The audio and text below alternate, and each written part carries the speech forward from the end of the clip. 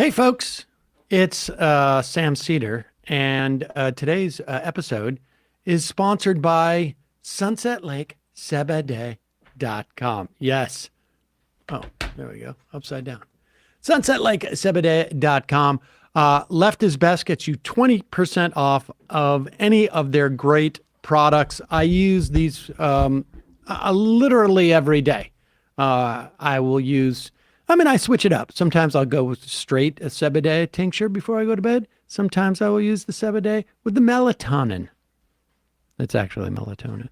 But they also have gummies with melatonin, blackberry flavored. But they also have CBD gummies. They also have CBD gummies with a little THC, just so tiny amount that it's actually legal. But for those of us who don't involve themselves in that too often, I feel it. A little bit of a buzz. But they have smokables. They have skincare lotion. I have some right here, actually. In fact, I use it. It's unscented, of course. They have a salve, a couple of different ones, muscle rubs. I use it sometimes for my eczema. They also have CBD fudge and CBD imbued coffee. But the best thing about Sunset Lake CBD is that you can trust this product. They have third-party testing. All of this is available when you buy any of their purchases. They also practice great agricultural practices, integrated pest management. That means no pesticides, no herbicides in your CBD. They also take care of the land. They practice regenerative farming in conjunction with the University of Vermont. They're up near in birding country, just outside of Burlington. And maybe no coincidence, they are also great movement partners. They have donated thousands upon thousands of dollars to great things like union strike funds, refugee resettlement, Give Directly. They have worked a lot with the Innocence Project. They're constantly doing it. I think we've got we're going to run something soon on something like that too. But just a great all around company, great all around product, and fans of the show. Left is Best gets you 20% off. Go check it out right now. Honestly, check it out. We'll be right back. To do this show.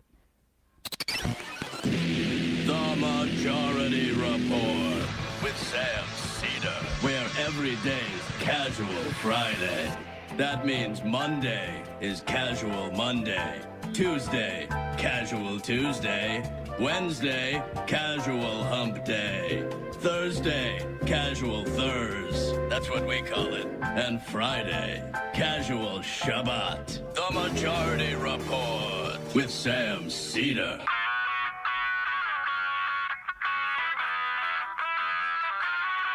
It is Friday, March 31st, 2023. My name is Sam Seder. This is the 5-time award-winning Majority Report.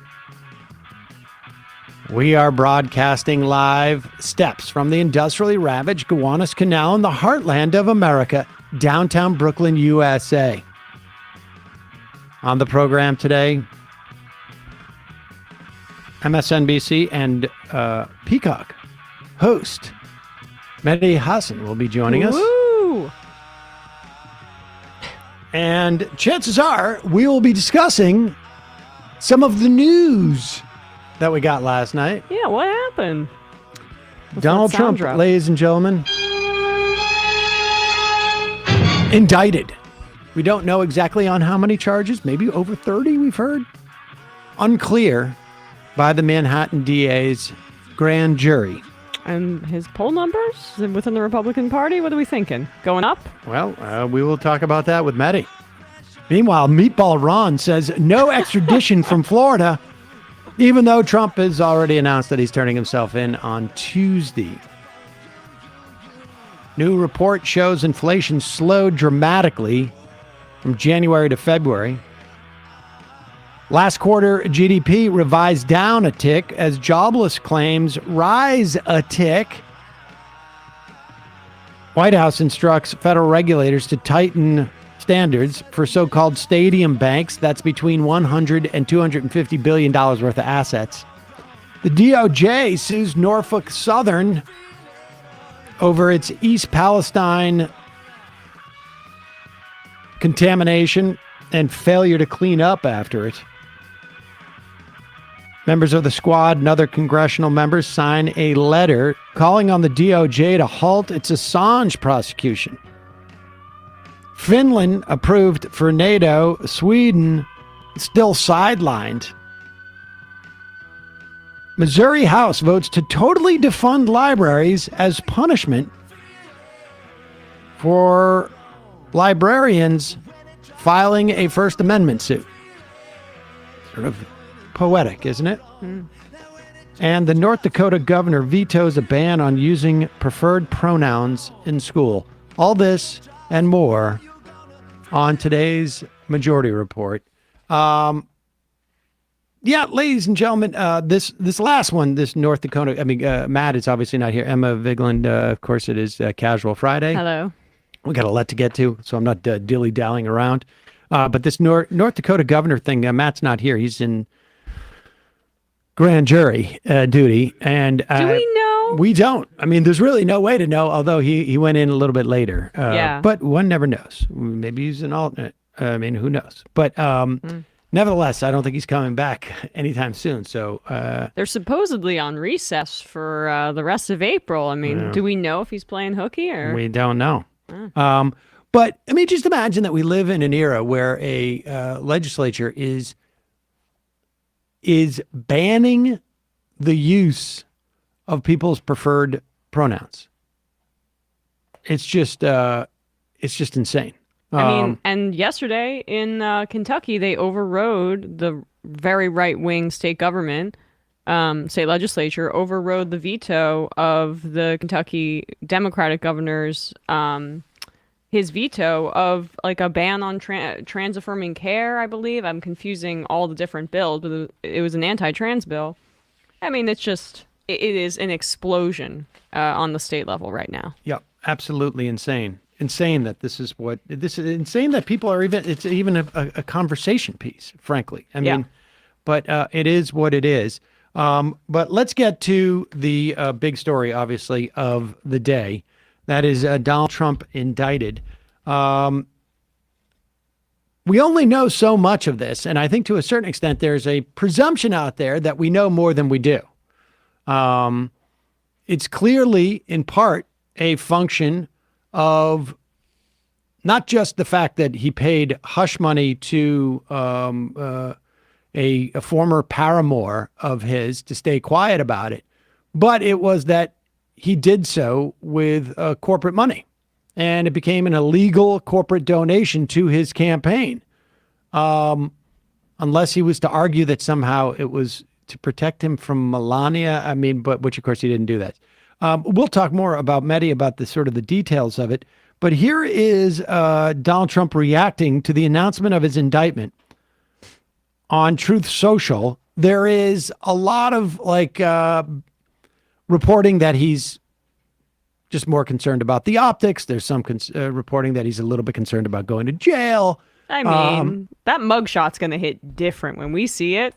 Oh, boy. Oh, I think he's going to enjoy that part. I mean, I think it's going to be a big smile on his face, sort of like Al Capone, It'll be like an album cover for him. in the Untouchables.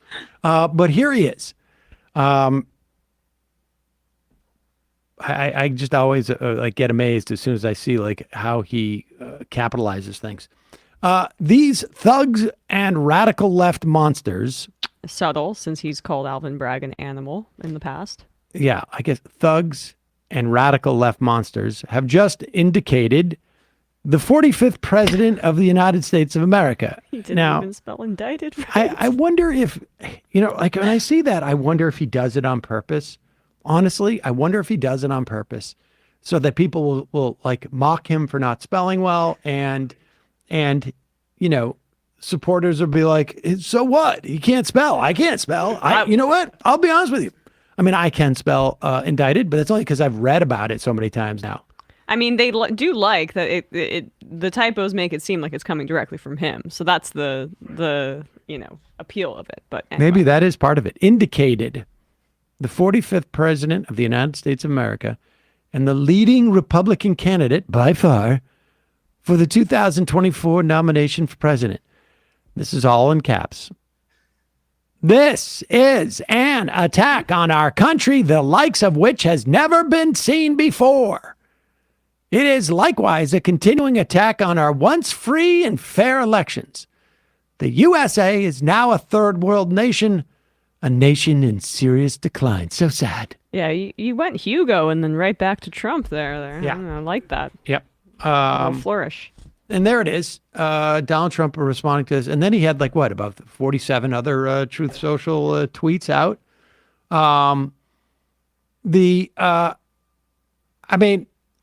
Look, my general position on all sorts of court cases has always been we'll let the courts do what they do. I think we don't even know exactly what the charges are yet. And so we'll know more about this all on Tuesday. We'll talk about it with Mehdi. But I got to say also, it's quite obvious. This is sort of a dry run for Georgia, which is a lot more serious in my estimation in terms of the criminality. But it is fascinating to watch how people are reacting in the right wing. We will talk to Mehdi about that as well. We've got a couple of sponsors for the program today. Oh, I should also say, this is, I'm going to give myself one of these. It Charge. Today marks the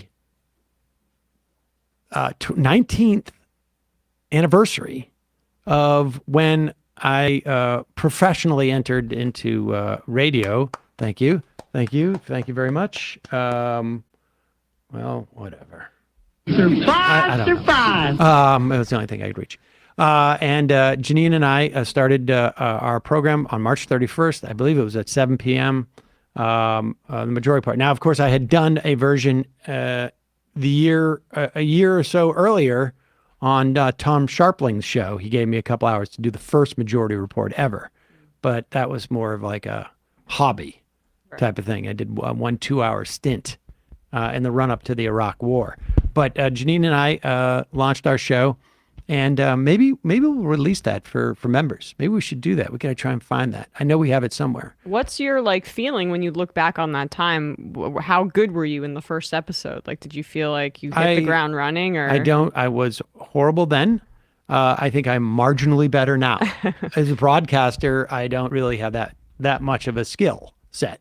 At the time, we said or the way that I would pitch the show on air, sort of promo it, is it's like college radio meets college radio is what it sounded like as far as I was concerned. And that is actually, I think there's probably a lot of college radio DJs out there to whom what I just said was a disservice. They're actually quite good, but. Well, congrats. 20 years next year, we're going to have to throw a party or something. We'll have a little bit of a party next year. Next year should be an interesting year. Meanwhile, folks, what really excites me this time of year, I should say, is growing fruit trees. Mm. And although I will say, a couple of years ago, longtime listeners remember I got these, what are they called? They were, lilacs that bloom twice. Mm. There's a specific name for them, and where did I get them? Well, the only place I have gotten trees that live is from fast-growing trees.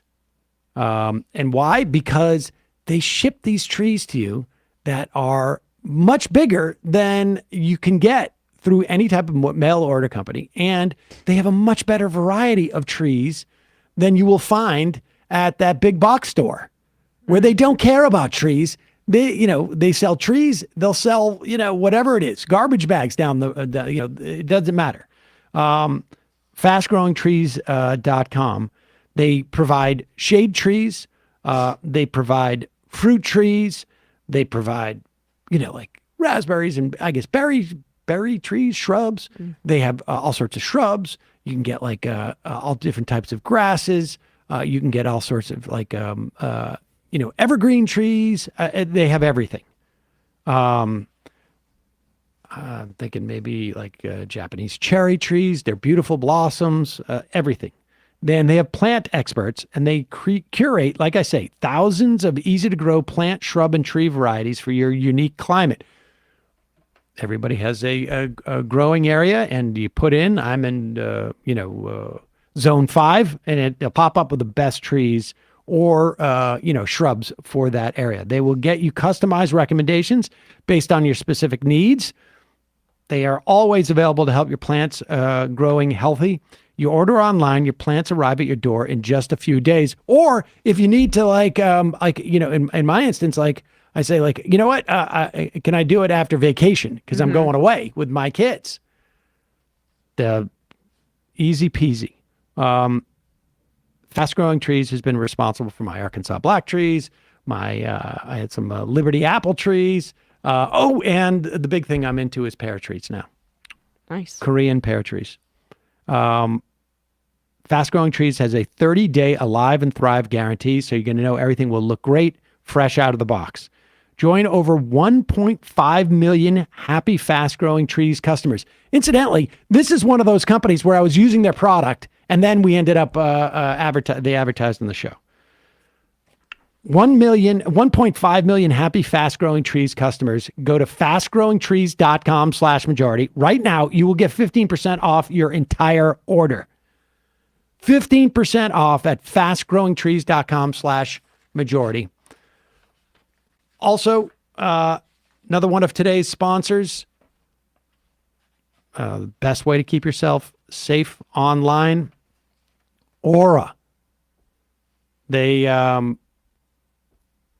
been basically protecting all of my online assets, as it were. And also, it protects you offline, because the fact of the matter is you get your identity stolen. Believe me, it's not just a question of you got to reset your email password. Huge pain. Or it protects you from scammers and hackers. And really anybody who has gotten a hold of your, not just your email and your passwords, but also your social security numbers. If they try and sell them online, which is what they do, Aura checks it out. They will alert you fast if it finds anything. They give you near-time real alerts on suspicious credit inquiries. So if somebody's trying to set up like a loan or a credit card in your name, they let you know immediately. That happened to me when I set up a bank account for Mila. Fortunately, it was me, but I mean, it was nice to know that I'm protected. They also help you fight back against those annoying websites that post your personal information by sending automatic, basically takedown requests over and over again. And it helps reduce robocalls. It helps with operational security. They got a VPN that allows you to stay anonymous online by keeping your browsing history and personal information safe and encrypted. They protect your devices from viruses, malware, spyware, so the bad guys can't break in. They even help you manage what your kids can watch online by restricting apps or setting focus time or setting screen time limits. And they have a password manager, which lets you store and access your online passwords securely and conveniently. And the beauty of this is you might have an app that does 1 or 2 of these things. Their app does 7. So let Aura do the hard work of keeping you safe online. If you sign up right now, Aura is going to give you a 2-week free trial with my link. You go there, you put your email address in, and you're going to be amazed just how leaky your data has been. Go to aura.com/majority. That's AURA.com/majority. Start your free trial. We will put that link in the YouTube and podcast description and at majority.fm. Going to take a quick break, and when we come back, Mehdi Hasan, host of the Mehdi Hasan Show on MSNBC and Peacock, and the author of Win Every Argument, The Art of Debating, Persuading, and Public Speaking. Be right back.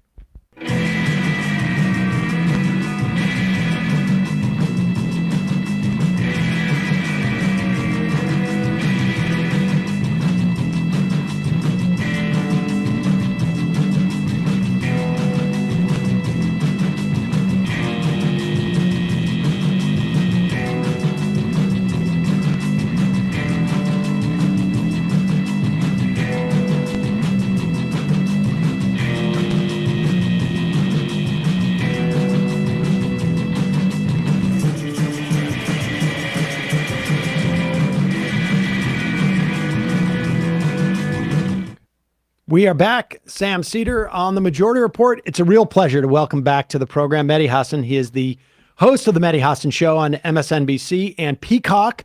He is the author now of Win Every Argument, The Art of Debating, Persuading, and Public Speaking. Mehdi, real pleasure to have you. As I said the last time you were on, I've been a big fan of yours. That has only grown since that time. Really have enjoyed your work. And you're one of the few people who will talk about Palestinians on. That's what I was going to say. It was so good you did that on primetime. Like yes. that, right. I mean, to have that message out there. Really on national television. I want to get to Israel. We had planned to talk about that. Hopefully we'll get there. A little bit of news last night, though. Was it? Yeah. I don't know if you saw that on Twitter. What? And in fact, you know what I was thinking? Well, maybe we'll do this in a bit where I will debate you on whether we should indict Donald Trump using what I will project as right-wing talking points. But before we get there, what's your sense of all this? I mean, there's so many different ways and lenses in which to sort of look at this. But what was your first, your first reactions? My first reaction was a historic one. The first thing I tweeted about it, I think yesterday, I'm not historic in the sense that this is the first former president to ever be indicted. Not that historic one, because that's what we're obsessing over. For me, the historic, as someone who's followed Donald Trump for nearly a decade and has obviously followed his life ever since I started following him, it was fascinating that 1973 October, he appears on the front page of the New York Times with his father for denying black tenants places in their buildings. The Nixon DOJ brings a case against him. He was too racist even for Richard Nixon. And they settle out of court. And that is the beginning. That's the first time we hear of Donald Trump. And it's the first quote unquote crime he gets away with. And 50 years. It's taken 50 years to indict this guy. So for me, that was my instant reaction. As someone who's very skeptical that we will ever see Donald Trump behind bars, as someone who knows very well that the American legal system is all about impunity for the rich and powerful. I've been one of those saying, well, hold your horses. I was one of those who said, during Mueller, calm down, guys. The walls are not closed again. It's not the end of Donald Trump. Every time we were told it was the end of Donald Trump. And even now, I don't think it's the end of Donald Trump. But I am pleasantly surprised to see that the man is finally being held to some account. This indictment, whether he gets off in the end, doesn't matter. The indictment itself is historic. As I say, not just because former president, but because Donald Trump is actually being held. Teflon Trump is actually being held to account. What I have some theories, and maybe this is more like we meet at a bar and we talk about these. But what is your theory about that? I mean, this is a guy that ran into troubles with the gaming commissions down in New Jersey. There's all sorts of weird stuff going on with Felix Seder and money laundering. There was weird stuff coming out of the New York FBI office back in the run up to the 2016 election. And even Bragg himself, when he first came in, sort of dismissed these more sort of like substantive charges around money. And so much so that a couple of his, I think like his former prosecutors basically said, this is wrong. There's a case there. What do you think accounts for the fact that this is the first time he's ever been indicted when, I mean, this guy's a good target. If you're a ambitious AG or district attorney, this is the type of guy you would go after. It is a great question because he's not just your bog standard billionaire, if we can call people. He is, as you say, in many ways, he stood out as the kind of garish, controversial, egomaniacal, attention-seeking. My favorite headline last night was star of Home Alone 2 indicted. Right. Like, this is the guy who was in movies. He's on TV shows. He was demanding to be part of the conversation for so long. In the 80s, the 90s, the 2000s, prior to even running for president. So yes, it is a great question in a place like New York, where so many people went down in the property business for, as you say, crimes like money laundering, mafia connections. It is amazing that he was untouched by an actual courtroom for so many decades. I mean, he's the master of settling out of court. He's the master of, We laugh about Trump being this person who's hated by the majority of the country today. He's seen as this kind of extreme, and he is. But we forget that for many years, he was well established within the mainstream. You've seen that picture with him and the Clintons and who is it, Bloomberg or whatever it is on the go. We've seen the pictures of all of them together. He was very much part of, he played all sides in terms of the Democrats or Republicans. And, that's how a lot of rich and powerful people do get away with stuff in this country, is that they play all sides. They donate to both sides. They attend both sides' weddings. They stay in with the people in power, and it leads to a situation in America. The great irony is Trump gets elected because people are angry that the system allows people like Trump to get away with stuff. It's a great paradox of Trumpism, is that the legitimate anger against the establishment that's out there amongst people on the left and right was exploited by a guy who's benefited from a system that's allowed him to declare bankruptcies when he wasn't really bankrupt and dodge crimes that other people couldn't dodge. I mean, just one quick one that really bothers me: obstruction of justice. Robert Mueller didn't get him, quote unquote, on Russia, but he did lay out in part 2 of the Mueller report 10 clear cases of obstruction of justice. Merrick Garland investigated 0 of them. Right. None. Not a one. That bothers me. Well, it's also, I mean, he used his kind of connections to his benefit in 2016 when he was going out to rallies and essentially saying, all of these politicians are corrupt. You know why I know? Because I'm the one that's buying them. And the fact that had salience, I mean, it is so warped and twisted, as you say. But I guess that brings me to my next question.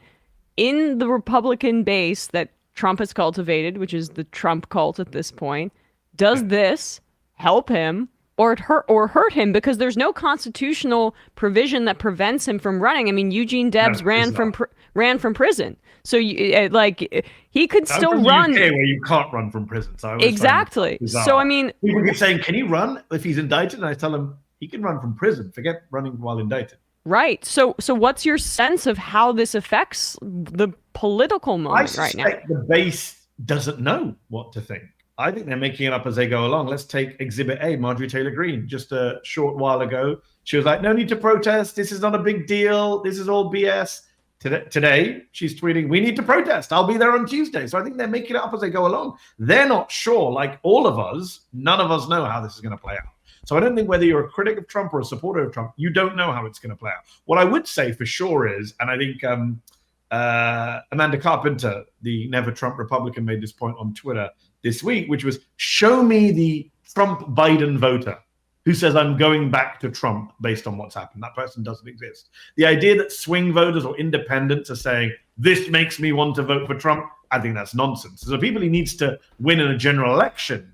I mean, we obsess over the Trump base for obvious reasons, but the people he needs to win in Wisconsin and Michigan and Pennsylvania, the places where Biden beat him in 2020, I don't see how those people say, this makes me want to vote for Trump. And of course, to quote Churchill, this is not the beginning of the end. It's the end of the beginning. It's not even the end of the beginning. I forgot the quote now.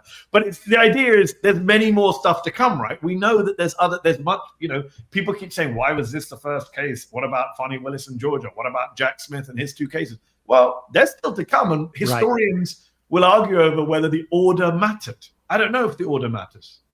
Well, we'll find out. I think that's a question you answer, right? Like you say, in retrospect. And I'm with you in terms of the general election. I think, frankly, the election for the Wisconsin State Supreme Court that's happening on Tuesday, probably far more important for the general election, I think, in the final analysis.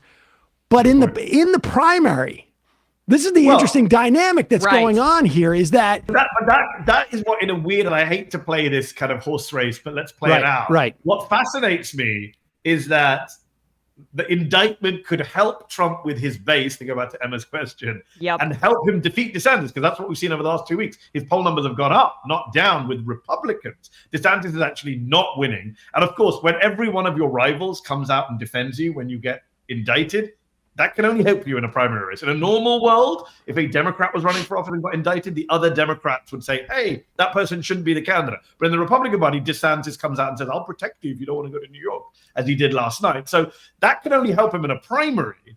But then the same indictment doesn't help him in the general. So, the Democrats played this dangerous game, I'm sure you all remember well, in 2015, which was, he's the Pied Piper, he's the candidate we want. And I think that wasn't the case, obviously, in 2016, because he won. But in 2024, there's a weird, dark version of that where I'm sure some Democrat strategists, some Biden people are thinking, is the best case scenario, if not for the country, then for the Biden candidacy, is for Trump to win the primary big and then lose the general. Right. And I would imagine that part of there's an awareness, at least in broader Republican circles, that maybe we don't want to be talking about him paying off, paramours. And we should say, we don't really know what the scope of these charges are. What was really interesting is that there was a story in the Wall Street Journal, I guess it was yesterday, that they brought in that guy, was it David Pecker, who was the owner of the National Enquirer or whatever, the parent company of that.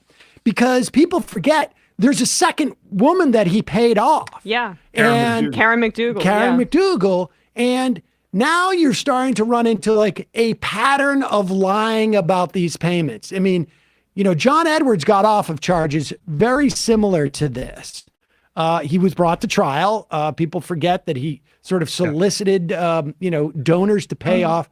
But your reaction to that, because we really don't know, the Edwards right? case is raised a lot, and Edwards did get off by saying, look, the money was to avoid me being embarrassed with my family. It wasn't about trying to win an election. Therefore, it wasn't campaign finance. It wasn't election interference, etc. I get that. Here's what I'd say. I'm not a lawyer. I mean, half the people having these discussions are not lawyers. And I would say Alvin Bragg, I'm guessing, knows about the John Edwards case. And so when we always try and preempt and say, what about this? What about that? I'm sure he and his team have played that game too. And I would suspect Alvin Bragg probably doesn't want to lose in court because that's what he'll be remembered for history. And his own party will hate him. So I suspect he's not bringing this case unless he thinks he can win. I'm not a prosecutor, but I would guess that's the calculation they're making before they go to court in the most controversial case in American legal history. So I would assume that he's gamed this out. He's worked out the differences between this and John Edwards. He's got what witnesses he needs. That's not just Michael Cohen. And, again, I'm not a lawyer. It'd be interesting to see how this play out. Maybe Trump gets off. In which case, fine. That's how the American justice system is supposed to work. I'm fascinated by all these Republicans who basically have two talking points, just two. Number one, if they can come for Trump, they'll come for you. Yes, that's how it's supposed to work. And number two, it's all Soros and the Jews, which is actually really, really dangerous and depressing. And I really worry about, God help us in the coming days if there's a repeat of 2018.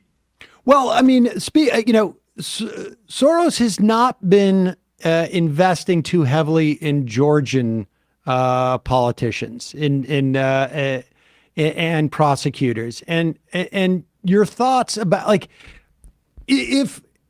if I could sequence this out, I would have had the Georgia indictments first, just because they're of like. So would I, but that's not how it works, right? Of course, and just more proof that I, as a Jew, am not controlling at least this sequence. Sam, on that note, did you see my favorite tweet? I got to share it. I don't know if you all saw the tweet.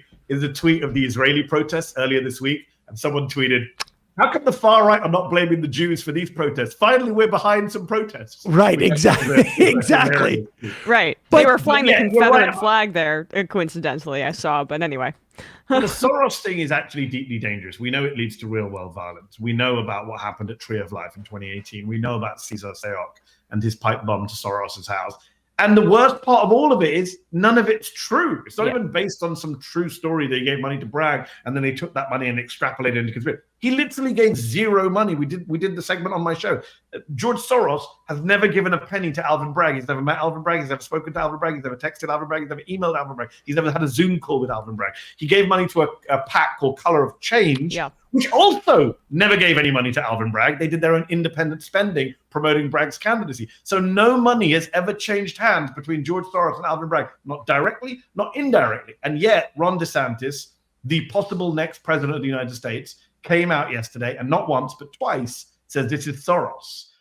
Fox hosted Matt Gaetz, who said this is the Sorosification of the justice system, which just a few years ago would have put you outside of mainstream Republican politics, which just a few years ago got Kevin McCarthy in trouble when he called out Soros and Steyer and Bloomberg. But now it's just completely mainstream, and it's really, really scary. And they're trying to do double dip with it too by calling Alvin Bragg an animal. That's what he's calling him, and a thug. We just read one of his Truth Social posts. The mastery of Trump that Trump has over racism. People say Trump's useless at everything. He's a master of racism. The fact that he can find an attack to defend himself, which is both anti-black and anti-Jewish at the same time, is true white supremacist genius. That he's able to say, "Hey, it's the evil rich Jew pulling the strings with the violent, dumb black man who he's manipulating." It's sick on every level. And the fact that a former president is saying this and the de facto leader of one of our two major parties is a reminder that one of our two major parties is now pretty much full-on white supremacist in many ways. We should say that formulation of the Jews pulling the strings is essentially the white supremacists. It's practically in the handbook on how you respond to if blacks are inferior to you, then why are you afraid of them, beating you? Manipulated. It's because they're being manipulated by the Jews who are pulling the strings. Don't forget, in 2018, when Soros was blamed for the migrant caravans, remember that? That was also Jews are bringing brown and black people into this country. The brown and black people are not doing it on their own. It's Jews, and we know the Tree of Life shooter famously blamed the Hebrew Immigration Society before he set out for the synagogue. So this stuff is just rancid, it's dishonest, but fundamentally it's dangerous. And I keep banging my head. I'm wondering why more Democrats are not calling this out. More civil society groups are not calling this out. It's happening in plain sight. There was a time when, I used to fight against Islamophobia. I spent 15 years in public life trying to push back against Islamophobia. And one of the things I always did, and a lot of Muslims do, is say, hey, you never say that about Jews, what you say about Muslims. I can't even say that anymore. Because now anti-Semitism has been so revived that Muslims and Jews are equally demonized and smeared by the right. And it's really, really scary. Let's play that clip from Laura Ingraham so people can take a look. Now, Laura Ingraham, let's say, we should say, long-time racist. I mean, she's been at this for a long time. Back from her days in Dartmouth. She's a vet. Full-on vet. But here she is with Matt Gaetz. Faced unfair persecution yourself by our powers that be in our justice system. But Bragg just indicted a former president for the first time in our history, and yet they don't have to tell the American public right now why for a few days, just to keep the drama going, I guess. Your reaction to just that aspect of it before we get into more? It seems to leave a nation on the edge as we witness the Sorosification of the criminal justice system in this country. Remember, Soros gave Alvin Bragg $1 million, and we're used to seeing these things with political leaders arrested, grandmothers hijacked in our city centers, government printing money till it goes out of style in third world countries, and now that's being visited on the United States of America. There's a lot of lies in that one clip. Well, I mean, first off, you mentioned Ingram's history of racism. What about Ingram's history as a lawyer? She knows full well why this indictment is sealed and why it hasn't been revealed. Well, exactly. This is as we know from the Dominion text. The worst part of Fox's coverage is that they're not true believers. I'd have more respect for them if they were true believers. It's that they cynically manipulate their viewers, lie to them, make fools of them. I've said this 100 times before, I'll say it 100 times again. No one has more contempt for conservative voters in this country than conservative politicians and pundits, right? They treat them like fools, they lie to them, and now we know they laugh at them behind the scenes on text. But she knows why it's a sealed indictment until whatever it is, Monday, Tuesday. And yeah, Matt Gaetz is lying when he says Alvin Bragg got $1 million from Soros. 100% untrue. That is just a complete lie. And we should just say Bragg wanted Trump in, I guess, last night to turn himself in, and they negotiated Tuesday, but it would be incredibly unfair to Trump to release that indictment. I mean, it's just not the way you do it. It is impressive in that respect. But Georgia, like, what is your sense? I know, like, the Georgia legislature, I heard some rumblings. There was an attempt to essentially, more or less, I guess, pull a Bibi Netanyahu, where they would somehow have a legislative ability to sort of keep the prosecutors from pursuing the law in some fashion. But what is your sense about how much will this impact that from a like a narrative standpoint? Is it because I do think it's a good question, because on the one hand, to go back to the whole liberals kind of gnashing and wailing, why is this the first case? And I include myself on those people who've said, if only this wasn't the first case. On the other hand, again, none of us know how it's all going to play out. But you could argue that the fact that the charges get progressively more serious make the Trump defenses look weaker and weaker. They're going to come out and throw the kitchen sink at Soros and Democrats and third world countries over this. What are they going to do when it starts to get more serious? And it starts to become much clearer. I mean, those cases for me are much more slam dunk than this one. I mean, the Georgia case, I often, whenever I talk about legal issues, I say, I'm not a lawyer, right? And I said it at the beginning of the show, I'm not a lawyer. However, asterisk, I don't need to be a lawyer for the Georgia case because I have 2 ears and I heard the phone call. Every single person can hear the phone call for themselves. Donald Trump committed that crime on tape.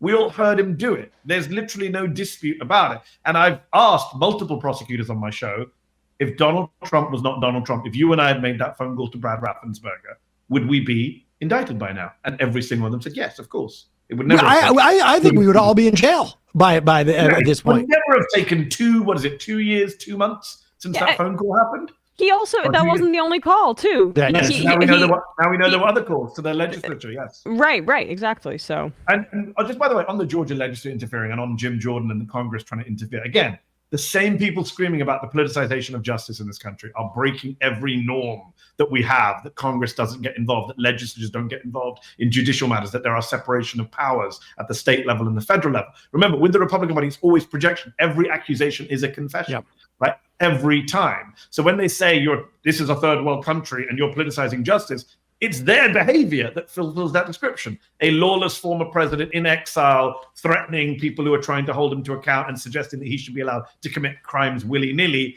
and a party behind him that says we're going to break down the wall between legislature and judiciary in order to help that former president. That is quote unquote, and let's not forget third world countries in itself, a racist nativist reference from Gates and Co. That is what really happens in non-democracies. All right. Now, you recently written a book, Win Every Argument, The Art of Debating, Persuading, and Public Speaking. It is sitting by my bedside right now. Because what's that? No. I read it to my child. Good. I read it to my child every Harry day. Potter than You're that. equipping your child with some real skills there.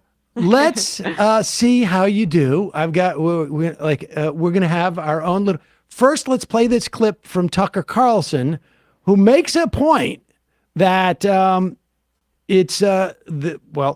let Tucker Carlson say and hear how you respond to Tucker Carlson.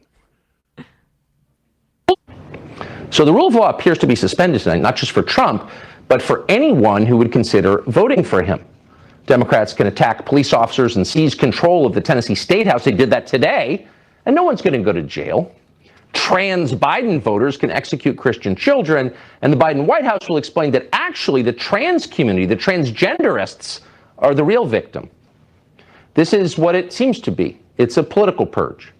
And confronted with it, the real Quislings here, who are the Republican leaders in Washington, are naturally calling for a surrender. Asa Hutchinson is saying that Donald Trump needs to withdraw now because Alvin Bragg doesn't like him.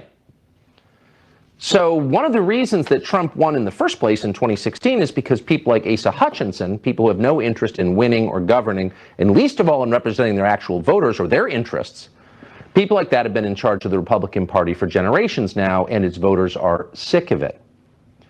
And if those people continue to run the Republican Party much longer, that party will no longer exist within a few years. There'll be no reason to have it. What you're seeing now is lawlessness, and the question is who can stop it. So is this a suspension of law, not just for Trump, but also for the people who voted for him? And can we all just agree that Asa Hutchinson really dictated the Republican Party before Trump came on the scene? The most powerful man in Republican politics, Asa Hutchinson. I mean, to that bit of demagoguery from Carlson, I mean, you can't really, there's not really an argument in there. It's just demagoguery, right? The trans line is gratuitously offensive and untrue. My favorite part was the end when he said, lawlessness and violence. And I'm like, well, hold on, aren't you the guy who put out video of the January 6th insurrection saying these are tourists? Just recently. Now you're concerned about police at the Tennessee State House, apparently, but not the Capitol Police. Look, fundamentally, I would say two things. Number one, go back to what I said earlier. No, this is about the rule of law. This is about everyone being held equally to the law. And I'm not going to take lectures about, politicians being targeted from the party of lock her up. Like, this is a party that spent several years saying, lock her up, lock up Fauci, lock him up. And now they're very bothered by a legal process by which their boss might be locked up. And of course, with Tucker Carlson, there's only one response to make to Tucker Carlson. I'll only make one response for the rest of my life to Tucker Carlson, which is, you hate Trump more than I do. Exactly. You call him a demonic force. I've never called him a demonic force. I've never compared Trump to Satan. You hate Trump more than I do. Why do you hate Trump more than I do? I mean, it's just also the covering of his ass now on a nightly freaking basis. I love Trump. It is insufferable. I cannot believe that we're going to have to sit through this, because he's going to have to be overcompensating. As long as Trump's in the public eye, he'll be overcompensating for the rest of time. It also feels like at the end there, he is sort of shopping around for a strong man, right? It's like he's talking about the suspension of law. The law has been suspended. Now, who is the person who's going to do something about it? Let's not forget, Tucker Carlson is America's most influential mainstreamer of Viktor Orban, right? Exactly. He's the guy who went to Hungary and did a show there for a week. He's the guy who made Viktor Orban acceptable and agreeable to the Republican base in a way that no other person has. And I would say, as excited as we're getting about Alvin Bragg and Donald Trump, for me, the most important possible trial of this year is not Gwyneth Paltrow, is not Donald Trump. It is actually Fox Dominion. Mm-hmm. Without a doubt, that is the most exciting one. We should also say, to be fair, that Tucker Carlson's dad, to be fair, is Richard Carlson, is a lobbyist, and their lobby outfit lobbies for Orban. So, it's not just Tucker out there. I can't believe that, Sam. What you're trying to suggest there might be conflicts of interest with people who work at Fox. I don't know. That seems to be their interests are very much aligned. But maybe in terms of like what he's doing on camera. All right, let's go to the next argument. This one, this is actually an argument. Would you put up Matt Taibbi, my old friend, Matt Taibbi's tweet? His theory is, we'll read it off. If presidents think they'll be chased into jail under thin pretexts as ex-presidents, they'll try even harder never to leave office. This is how autocracies are born. So what about the argument that we shouldn't, we shouldn't, but go ahead. So you're being unfair, Sam, because Matt's actually coming on my show next week. So you're forcing me to preempt some of the things. I didn't realize that. All right. Well, yeah, Matt didn't like the fact that I've been mocking him on Twitter about his inability to criticize Musk. And he said, why don't you invite me on your show? And then all his followers said, oh, you're a coward. You'll never invite me. He'll never invite you on his show. I invited him on my show. So now they're shifting goalposts saying, you won't let him speak. But he's coming on. I appreciate Matt. I used to be a massive fan of Matt Taibbi. Matt knows that. I spent much of the 2000s reading his stuff and loving his stuff. He and I have now very different views of the world. But we're going to debate that on the show next week on my Peacock show on Thursday. But just on that tweet, I would say three things. In my book, I say you should always have three arguments. Rule of three. I would say three things very quickly. Number one, thin pretext. How do you know? Have you seen the indictment? Because I haven't. Number two, this will make presidents not leave office. Have you heard something called January the 6th? I can tell you all about it. And number three, this is how autocracies are born. Really? This is how autocracies are born? Not, for example, the governor of Florida banning books and arresting black people who are trying to vote, which Matt really has not said anything about in recent months or years. So I would say those three things, when I read that tweet, those are the three things that jump out at me. It's the idea that there's a thin pretext none of us know. Donald Trump is already trying not to leave office. So that ship already sailed. And autocracy is coming from the Republican Party. Anyone with an eyes and two ears knows that the biggest threat to our democracy in this country is a radicalized Republican Party that's taking inspiration from the Viktor Orbans of this world and wants to tear down representative democracy. Is only interested in minority rule. And I will add one more thing here. I just love that in the past, he has made this claim that Twitter being censorious and working with the Biden campaign, taking down Hunter Biden's dick pics that were taken from his laptop and links to those photos on Twitter. It could have changed the trajectory of the 2020 election. Suppressing that information was suppressing Stormy Daniels. Right, but the 2016 race. But the hush money payments for the right before the election in 2016 made right after the Hollywood Access tapes, by the way, which was the sequencing of that is very important to understand. Hey, that's just a thin pretext. We should just discard that. Yeah. Maybe I'll raise it with Matt next week. I am looking forward to seeing that deployed. I appreciate that Matt Taibbi's coming on the show because there's much to discuss, and I think he'll be surprised to see that we hopefully have a good faith debate. I find it hard to believe you'll turn this sound on. That's for one. That's why I'm tuning in to see if you actually allow his microphone to work. I'm a little dubious, but we'll see. I'm not Bill O'Reilly. Isn't that what Bill O'Reilly used to do? He did do a little bit of that. He definitely cut him off. All right, I have an argument now. This is it. I learned from your book. You got to do it in threes. Did not the Manhattan District Attorney's Office say that there would be no decision this week from the grand jury? Didn't they issue that statement just a day or two ago? I don't know. I thought they said they were going on holiday. There was a debate about whether the grand jury would be around. Right. They're going on holiday. But then they come out with a decision. Didn't they lie? How can we trust anything they say? That's weak stuff, Sam. What are you saying? Even for your pretend right-wing talking point. I mean, what I find fascinating, one thing I would say is I'm glad you raised that issue, Sam, because it enables me to remind everyone that it was a grand jury. It was a grand jury that Donald Trump on Wednesday night was praising on Truth Social. I don't know if any of you saw Trump's post where he said, I have great faith in the grand jury system and grand juries who look at him. I mean, that great irony of pinning this all on Bragg and by extension Soros and by extension the Democratic Party and by extension the deep state is that actually Alvin Bragg didn't make, Alvin Bragg's not the person who voted, right? That's the whole system in this country. Whatever you think about juries and grand juries, it was a bunch of people in Donald Trump's home city who voted to say, you know what, on the strength of the evidence we've heard, including witnesses from Trump's side, we think crimes were committed. I mean, we don't know how many, more than one, certainly, and we will see when that sealed indictment is opened. It'll be very interesting to see what they're actually going to go after him specifically on. As I say, I just want to keep adding this caveat. The grand jury may be wrong, Alvin Bragg may be wrong, and Donald Trump may win in court, may have his days innocent until proven guilty. Fine with me. Again, it's every accusation is a confession. I'm not the person who believes in using the justice system as a political weapon. Fine. If he gets off after a fair trial, good for him. That's, you know, I am not somebody who believes that the justice system should be used to shut him down. I believe he lost a free and fair election in November 2020, and that should have been the end of it. In any normal political world, he would have gone off to give speeches or write or paint paintings like George W. Bush or make Netflix shows like Barack Obama. But no, he refused to accept the result, incited an armed insurrection, and decided to run again.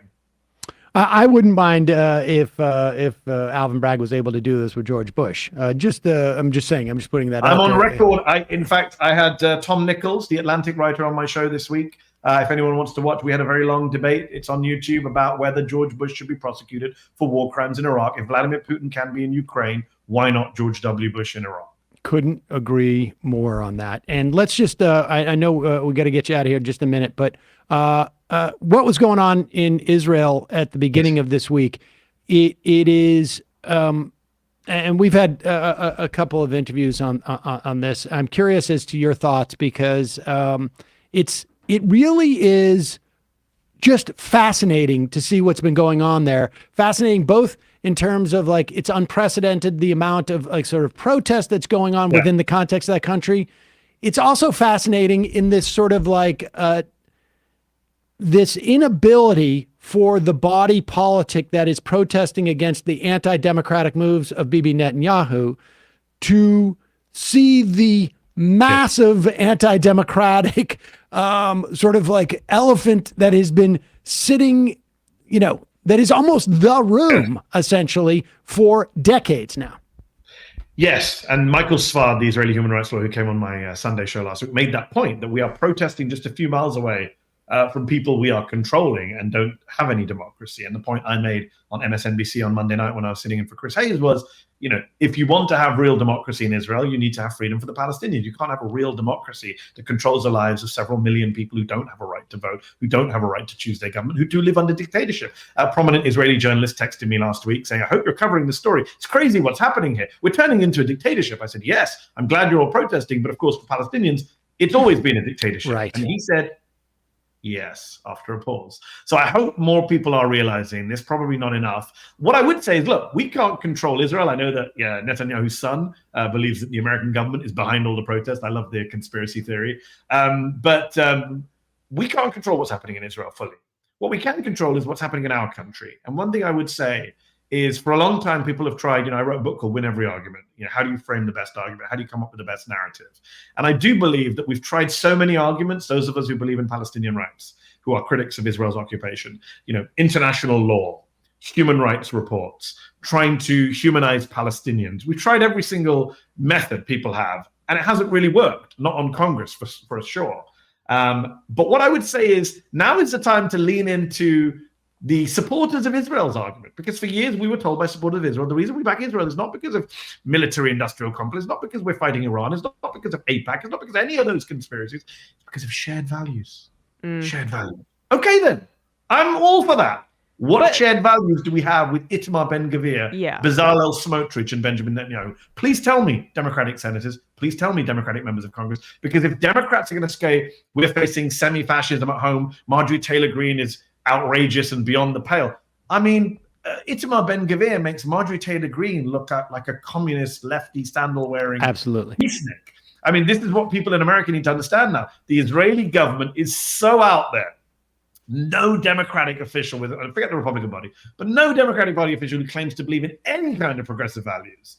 And we've always talked about PEP, Progressive Except Palestine. A lot of very, very liberal politicians in America, that's the blind spot. They're fine with the oppression of the Palestinians. Well, forget the Palestinians for a moment. Look what's happening in Israel proper. And clearly, to be fair, even Joe Biden, best friend of Benjamin Netanyahu, old friend of Netanyahu, came out this week and said, hold on. So the Israeli right is its own worst enemy. And I believe that those who support Palestinian rights and support Israeli democracy in America should be making that point, which is, we are Israel's ally.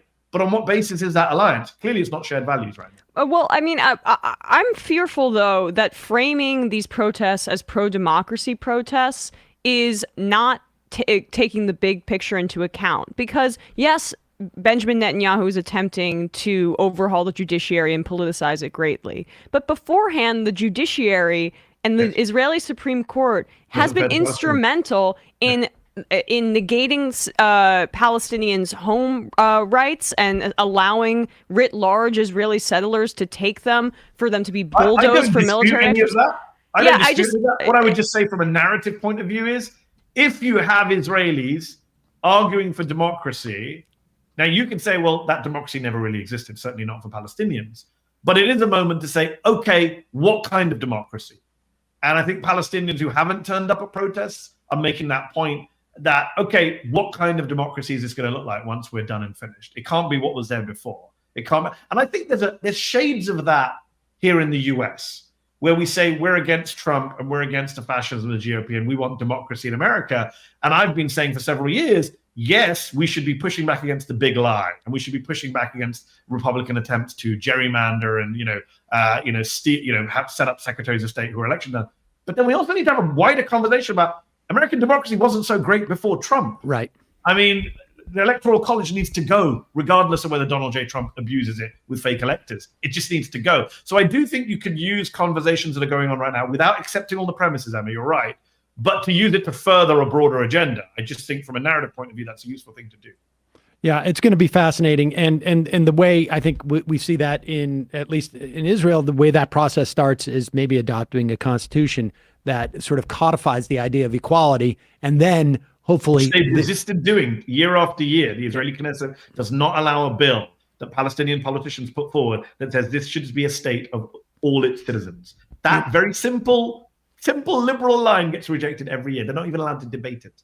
Well, I guess hope springs eternal, but we'll see. And folks, make sure you pick up Win Every Argument, The Art of Debating, Persuading, and Public Speaking. Great tips for basically all the information that you hear on shows like Mehdi's or ours. The way that you put this to use is by learning the sort of the format and the tactics and just the skills that Mehdi lays out and does so well on his program. I can't wait to see that Taibbi episode. Really appreciate you coming on, Mehdi. Thanks so much.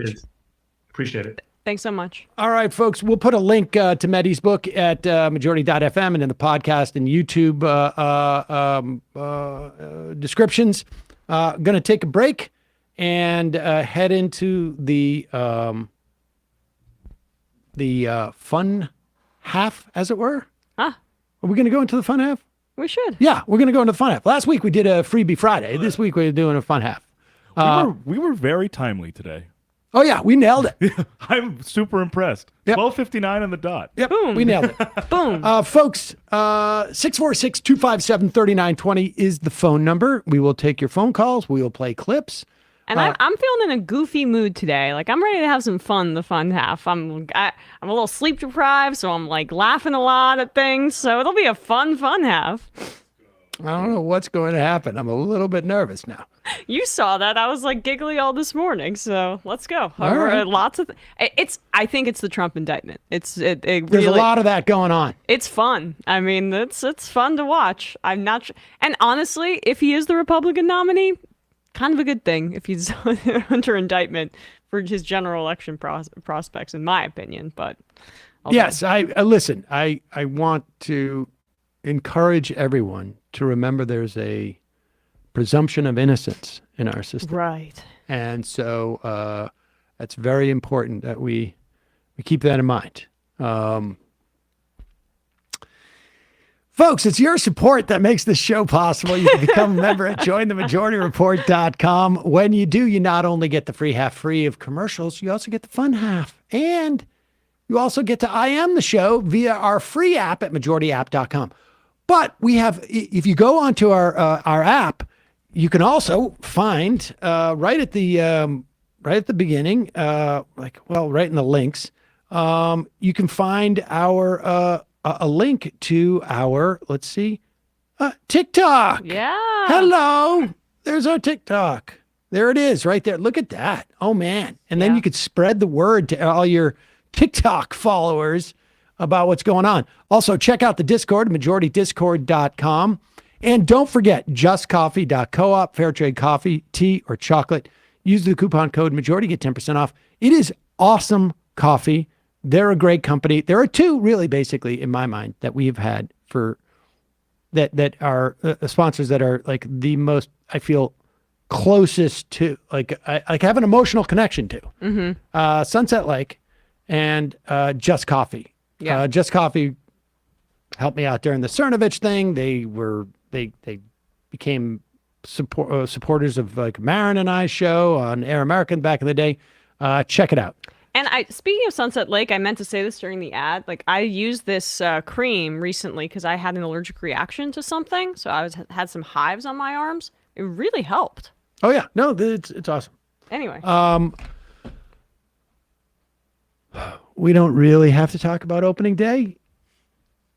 Hey, if we don't want to, we should talk about it within the context of some big super fans in Congress of baseball.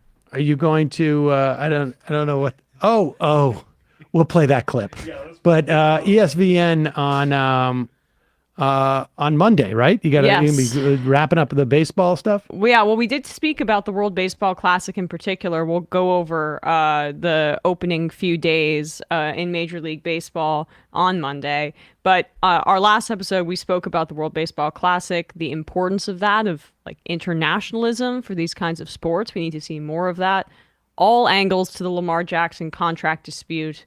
And we also spoke about the anti-LGBTQ strain right now of NHL players refusing to participate in these pride events, and it's becoming a big kind of swell within an already very conservative sport. So youtube.com/ESPN show. And also check out Left Reckoning. Matt is still on grand jury, and there is some real controversy as to what grand jury he's sitting on. Now we don't know. But if you tune into Left Reckoning, maybe they'll talk about it. Yeah, Tuesday they had on Alex Salmon, a staff writer at Slate, to talk about the Willow Project, and also Sean KB of the Antifada to talk about woke capitalism. Nice. So youtube.com/Left Reckoning and patreon.com/Left Reckoning to access the post game. Good job. 646-257-3920. We'll turn on the phones in about 2 minutes. We will see you in the fun half. You are in for it. All right, folks. 646-257-3920. See you in the fun half. Are you ready?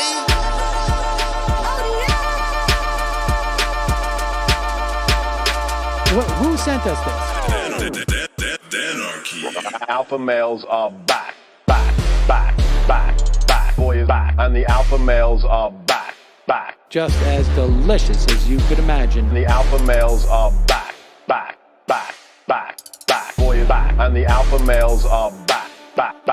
Just wanna degrade the white man. Alpha males are back. I take all of it in my throat. Alpha males are back.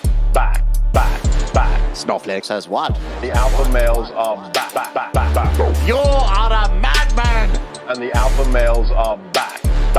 Oh no, Sam Seder! What a fucking nightmare! Bring back DJ Danner. Yeah, or a couple of them. Just put them in rotation. DJ Danner. Well, the problem with those is they're like 45 seconds long, so I don't know if they're enough of a break. That's fucking nonsense. You see white people doing drugs, they look worse than normal white people, and all white people look disgusting. And the alpha males. Psych. Fuck them.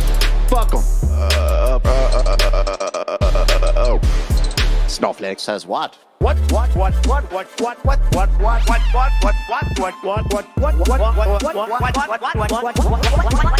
says what?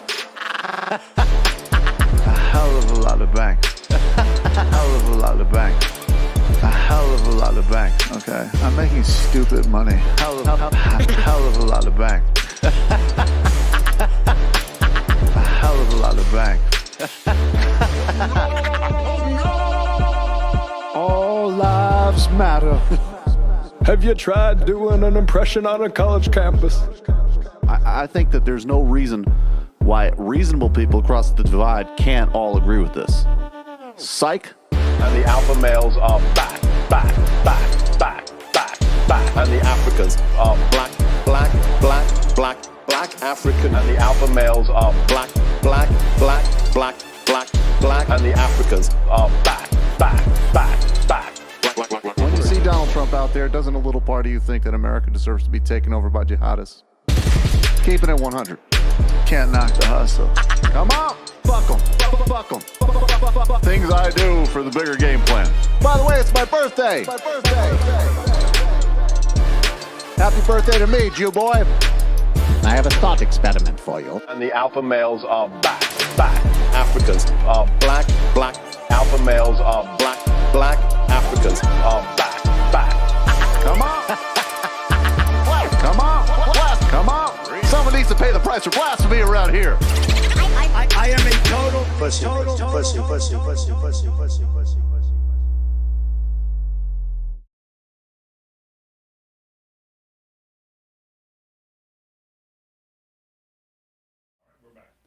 We are back. Sam Seder, Emma Vigeland on the Majority Report. Let's see if we can't get us aligned here. And you're so much smaller than me, too. You make me look like a giant. Yeah, someone said I Head-wise. looked small on the thing. Is it SMLOL? What does that stand for? Swole. Swole. What does that stand for? Like jacked. Oh, jacked? Oh, I thought it was small. You just zoomed out further, making me look bigger. Oh, well, you zoom out. That way, yeah. Now we can, there we go. All right, bingo. Yeah, I guess. All right, folks, 646-257-3920 is the number. The phone lines are open now. Opening day, baseball. We should just play this. Emma, do you want to take the lead? Emma's obviously the resident sports expert, along with Bradley. Yeah. So my home team was not successful in the opener. It's okay. all right. It's a long season. Yeah. I think the more Chris concerning... Sales is pitching tonight. I don't know if it's tonight. Is it tonight, the second game? But I know that he was slated to pitch the second game. Well, the more concerning thing about the Sox is that they keep letting their homegrown talent walk and not pay them. That's, I know. Anyway. Highest prices for seats, too, in the entire league. All right, go ahead. Worcester Red Sox are better anyways. Ownership group. Woe Sox are the best, but go ahead. So, George Santos, big sports fan, right? And you can tell. George Santos. The beauty about George Santos is he's so authentic. Just put this up here. I mean, he looks like I'm the boss. Coming to me for the hottest sports takes. Let's hear what he has to say about opening day. With the sweater and collar and shirt under the jersey. Under the jersey. I mean, that's an amazing look. He's got to look professional when he expresses his love, and you can just tell he loves them, the New York Metropolitans. Hey guys, today is opening day. As a good old Mets fan, I know you guys aren't going to be playing until April 6th back home, but in good old fashion, let's go Mets! In old fashion. The sentence structure doesn't make sense. But in good old fashion, let's go Mets! Let's go Mets! I don't know what it was about that. Score some points, everybody! Score some points! Kick the ball into the goal for a touchdown. Score some points, Mets players! Dunk that ball in for a run. Hit that ball with the bat. Let's go Mets! All right, that's all I have to say about that. I mean, it's childish. It's childish. Just really but of course, the guy's like, who knows who he is? Maybe he's not even. It's just. He's wearing a Yankees jersey under it. And the sentence, and it's like, as they say. Is Darryl Strawberry still alive? Yes. Because you feel like when you watch Santos, at one point he's just going to go, exactly. Look who it is. There we go. It could be anybody. All right, let's go. Let's go to the Mets. phones. Somebody on Twitter.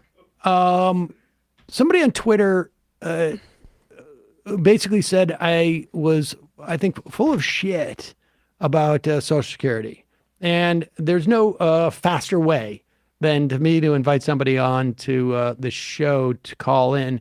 I think this is them. 916 area code. Who's this? Where are you calling from? Hi, I'm Iman from the Table Bonus podcast, and yes, I did say you were full of shit. Okay, so it is that guy. All right. Yeah. Do we have your tweet? Do you have that clip? We'll play the clip so that we can start this. But I invited you to call in to discuss this. Do you have it? It should be on my. I responded to him at one point. I don't know when it was. Sometime the other day. I was really surprised, actually. Really, really surprised that you did. Just to give you credit.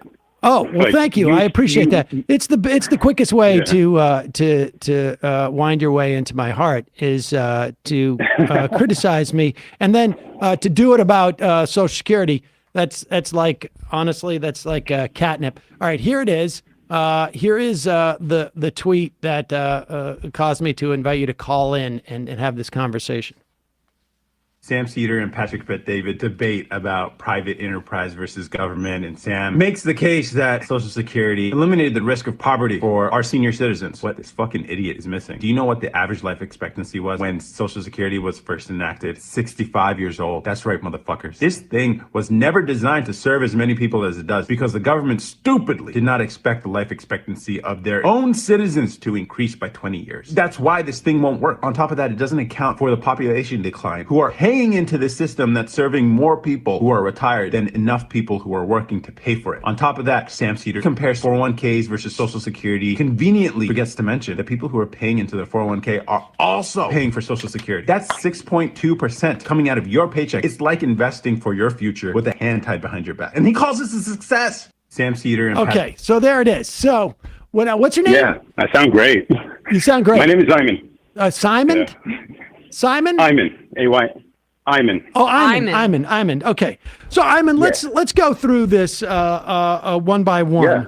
You say I said it eliminated the risk of poverty.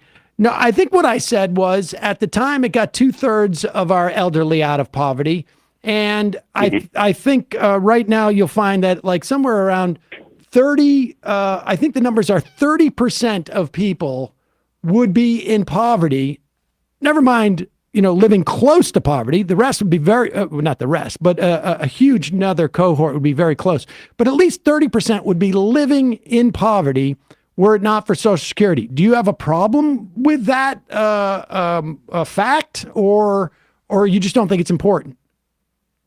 No. No one has a problem with people not living in poverty, which I think is the argument that usually is used against Republicans, like they're heartless or whatever. The fact is, this program was never designed to operate into the future this way. Well, wait. Let's just we're going to get to there because I got the average life expectancy and et cetera, and population decline and but just in terms of like you brought up that you said it. I said it eliminates the risk of poverty. It doesn't eliminate it, but it does actually eliminate the risk of poverty for all but 9%. It eliminates the risk of poverty. But it directly keeps at least 30% out of poverty. You accept that fact, correct? Or no? Yeah. Okay. Yeah, so totally. You don't have an issue with that. Nobody has an issue with that. Okay. So we can agree that at the very least, it keeps 30% of elderly out of poverty. It's about another 30% that it keeps just living above, poverty. And I think you would also agree, in addition, that diminishes pressure on people's kids to worry about their parents and helps them in terms of their wealth or wealth, essentially. I mean, so Are we in agreement on that? Yeah. Okay. So let's move to average life expectancy. Now, you say the government didn't realize that life expectancy would grow, even though, I don't know why you make that assumption. They had actuarial tables at the time. They knew that life expectancy had grown from 1900 to 1940. What's the point about let's go with life expectancy?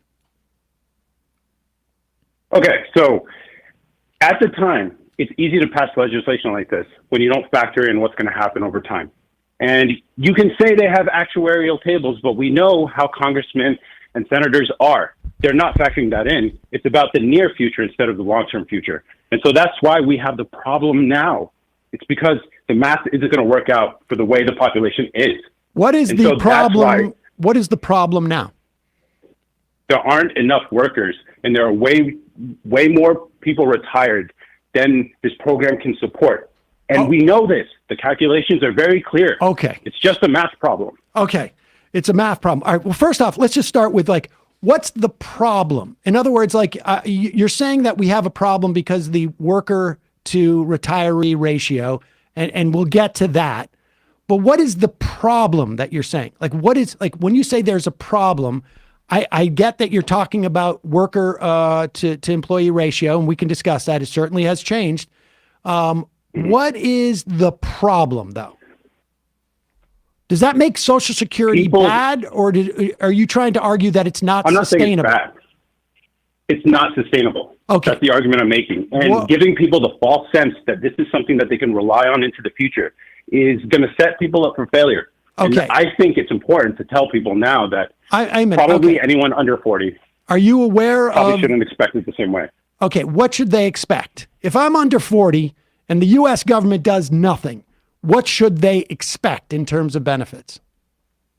They have to start planning now. No. And also, I know they have to start planning now. What should they expect in terms of benefits from Social Security? I think to be safe, they should expect to not have the same sort of Social Security benefits that their parents. What do you mean by same sort of? We know exactly what the number is. I mean, surely if you're wait. We know it's actually going to go into debt. Amen. You're on Twitter saying, what was the first part of that? I'm a fucking idiot. because you are I don't fucking understand about Social Security. Now you tell me. You're giving people the false impression that this is a program that can work. You tell us It the true won't impression. work. You tell us the true impression.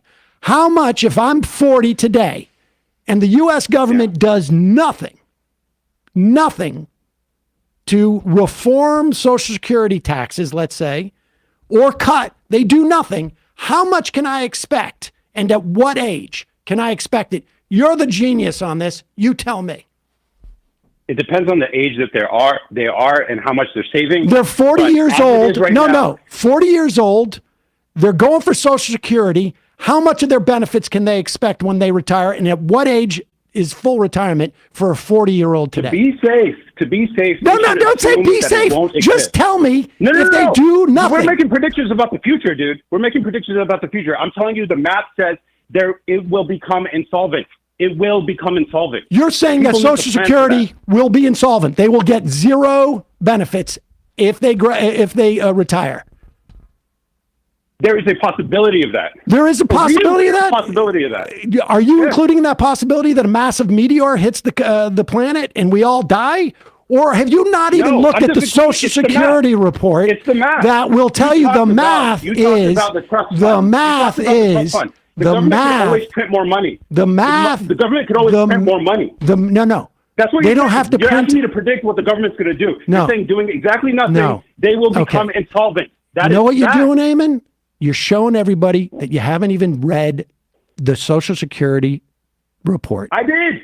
Really? Then tell me what they say benefits will be if I'm 40. I'm not going to read it verbatim for you, dude. Oh, I'm telling you. There's the one math number works out. that is important. 80%.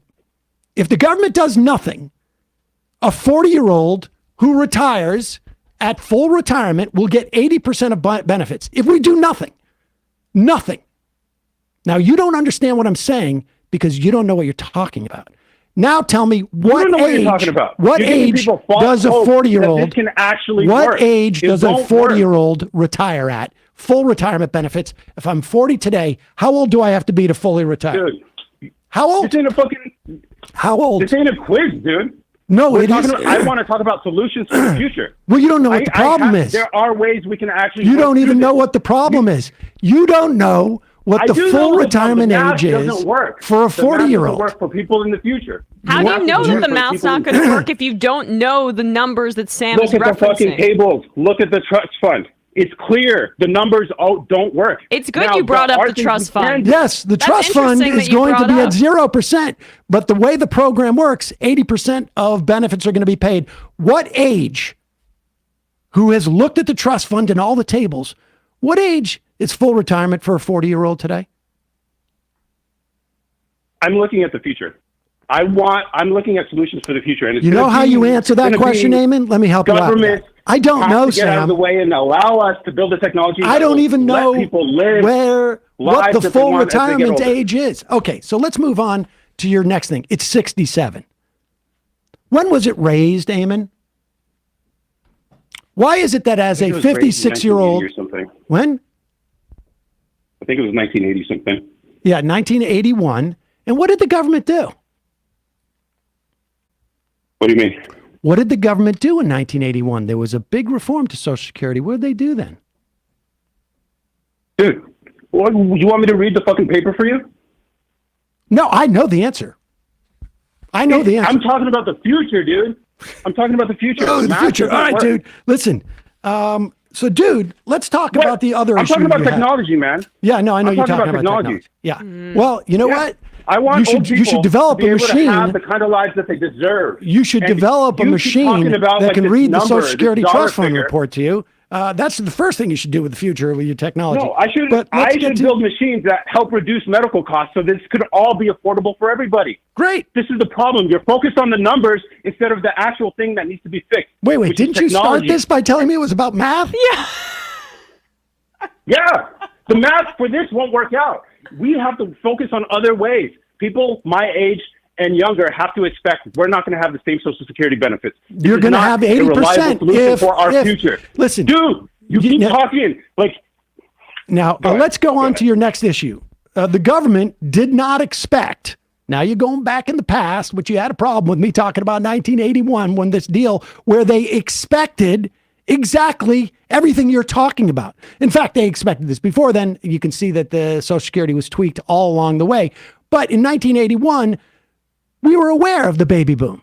We were aware of things like there's going to be X number of workers and there's going to be collect X number a lot of retirees. money. It was a beautiful thing in that time until things flipped the other way. Okay, now That's flip the other nature way. of all populations. Your big contribution to this is that there is a different ratio of workers to retirees. Is that correct? Yeah. When was the biggest change in that ratio? Because right now... What does it matter when? I know what it is now. I don't know what it was. What is it now? 3. 3 to 1. 3 to 1. And what's it projected to be in terms of workers to retirees by 2050? I don't know. Well, I mean, you imagine it's going to be a problem, right? It's already too low. Okay, it's already too low. What was it when Social Security started? 40. 42, I think it was. Dude, why are you quizzing me on fucking numbers, man? Because you keep talking about math. What was the biggest change? Do you remember what happened in 1950? All this negativity, like, hey, let's tax more. Let's tax more. Let's talk about No. more money in people's pockets When I instead talk of about tax actually more, lifestyle changes. when I talk about, I want people to live the lives that they deserve in old age, and here you are, just focus on stupid shit. Wait, you This said is what that I'm you have talking a about. This is why people company, get a medical device I do a company? podcast. No, I okay, do no, a listen, I don't care about your podcast. I let you on. I let you on a much bigger Don't talk podcast. about politics because of this 18 stupid to shit. 1 Because of this in stupid shit. You guys 1950. focus on the negativity and you don't focus on solutions for the future. Okay. That's what I'm trying to talk. That's why Oh, I you called want in. solutions for the future? Raise the cap. Yeah. And we're done. I listened to you talk about raising the cap. Yeah. So Okay, you want now to calm down for a second. Hold on. Hey, hey, buddy, listen. I invited you on here to talk about your video that you posted. Yeah. It's very jump cutty. I'm giving you the opportunity to do it now, like in real time. From 1950 to 1965, we had the biggest change in the ratio of worker to retiree that we have ever experienced. And that went from 18 to 1 in 1950, because from 1936 to 1950, it also diminished greatly. But that big part of that was it was the beginning of the program. 18 to 1 in 1950, 4 to 1 in 1965. And do you know what happened to Social Security in 1965? Shit you talked about. You know what happened in 1965? Patrick. Do you know what happened in 1965? Go ahead. To Tell Social everybody. Security? Nothing. Now, why is that? I'm going to explain something to you. It's called increase in productivity. As each worker becomes more productive and creates more activity in terms of increases the GDP, more money goes into the coffers of Social Security to pay for current retirees. So the reason why Social Security has not collapsed, even though there has been I don't even know how to express it in like multiples of a diminishment in that ratio between workers and retirees, much larger than we are going to experience in the next 50 or 60 years, is because of increases in productivity, which is why even if we do nothing, you're not even anticipating 80%. automation. You're not even anticipating automation. There will be no workers eventually. Do you understand that? Like that's the problem with all this like future prediction shit. It can go one way, it can go another way. There's going to be no workers. I'm thinking about a way for this to work for everybody. Hey, you know, And dude, we've that been means hearing about technology actually improving automation. people's lifestyles. We've been hearing about automation taking away workers' jobs for, I don't know, 15, 20 years. No, and more. And ChatGPT. ChatGPT. Right. All right, the well, dude. glorified autocorrect. I mean, All right, dude, listen, that's listen. going to change Listen, everything, bro. Listen, I know that it's impossible to predict the future 20 years out by looking at actuarial tables and assessing what the No trust one fund is. predicted COVID. But and guess what? How it changed the solvency of Social Security, which I don't even want to talk about because it's kind of morbid. Yeah, but it helped. There are things that will happen in the future that we won't know. I want to. But you're talking to me think about a way for the automation future and how that it can actually work for people ChatGPT today. is going to make there be no workers. Jobs are automated away. There are no people to tax. But dude, you see the problem why there? is it that my looking into the future on all of these math You brought it up. questions You is talked about sort of efficiency human beings who are fantastical, able to- but you saying that just we're going to talked be about the automated efficiency out of human workers dude. What if is the human workers don't the exist basis at all? of your argument. You just made the case. Dude, come on. Now listen, here's the bottom line. This is why it's like the focus on, I don't know, technology is the only way to ensure the lifestyle that our retirees deserve. You know They what? deserve it. I am perfectly fine with you going out and inventing whatever machine you want to invent.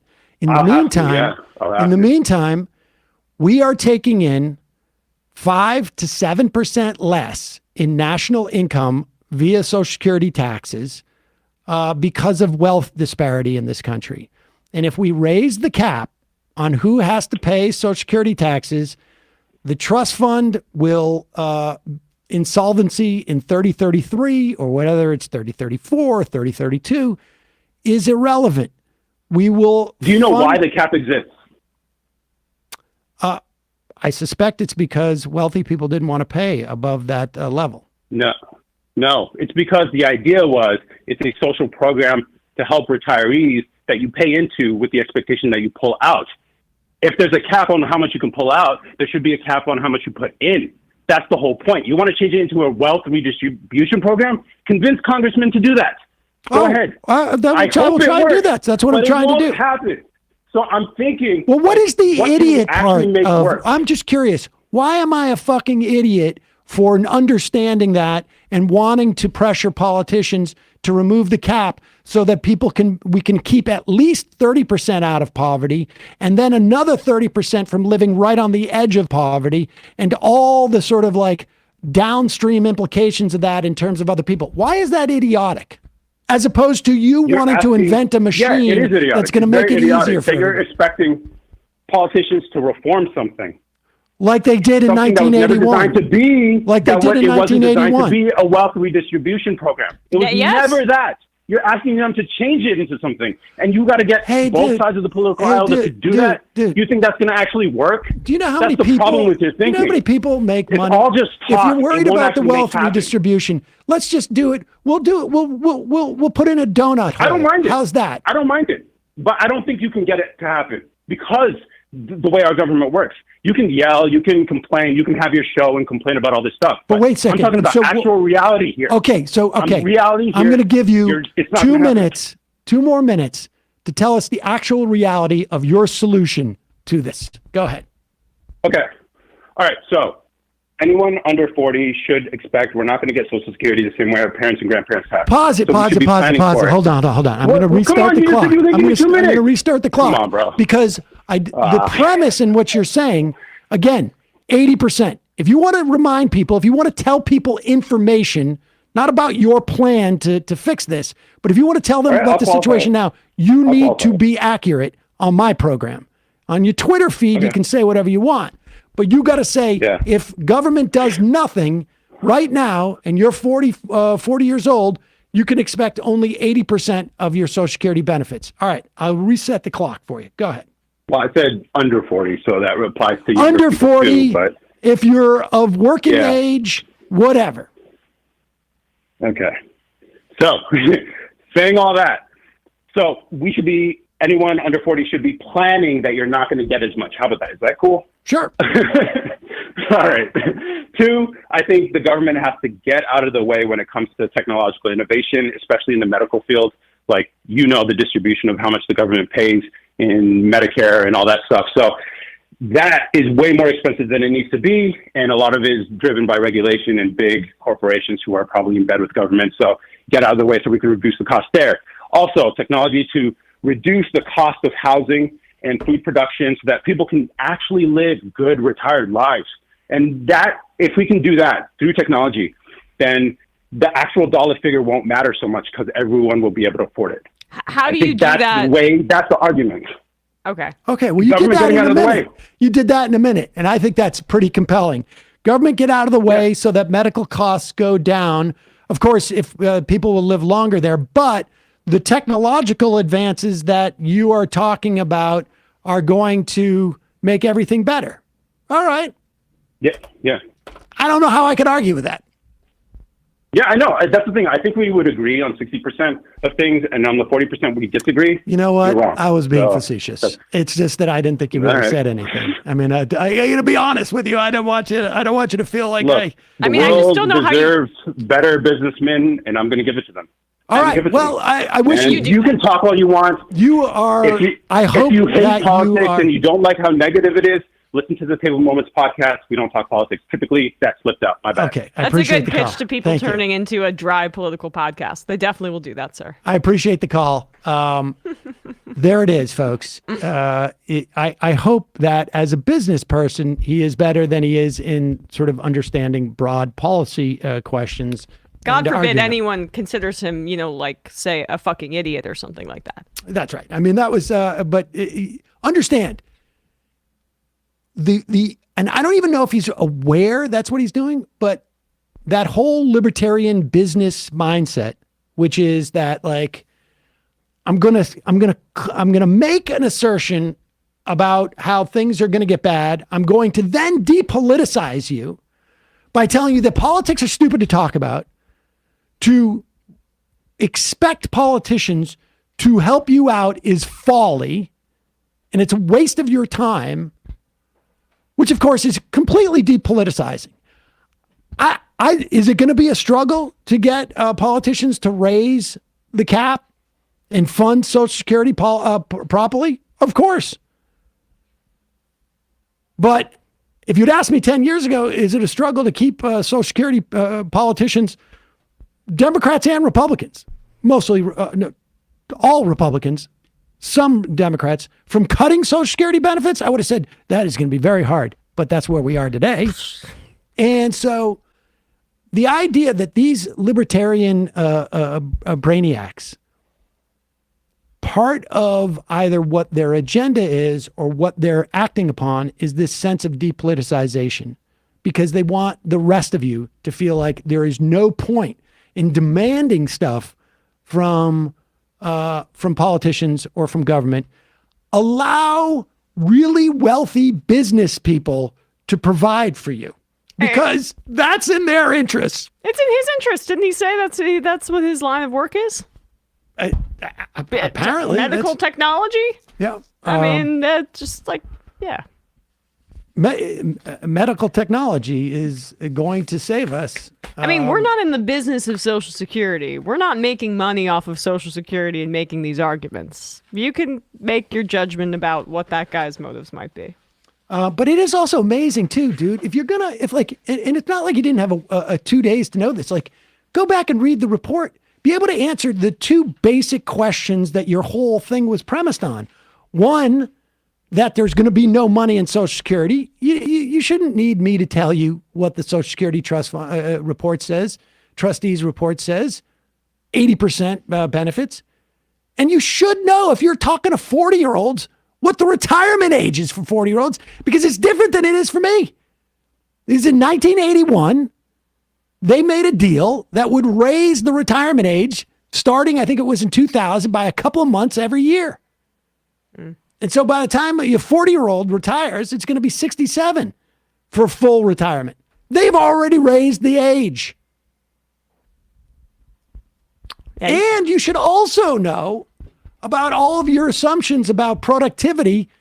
If you are saying that we go from 3-to-1 workers to 2-to-1 workers, and that's going to be a disaster, you need to be able to answer why it is that we went from 30-to-1 workers to 3-to-1 workers, and it wasn't a disaster.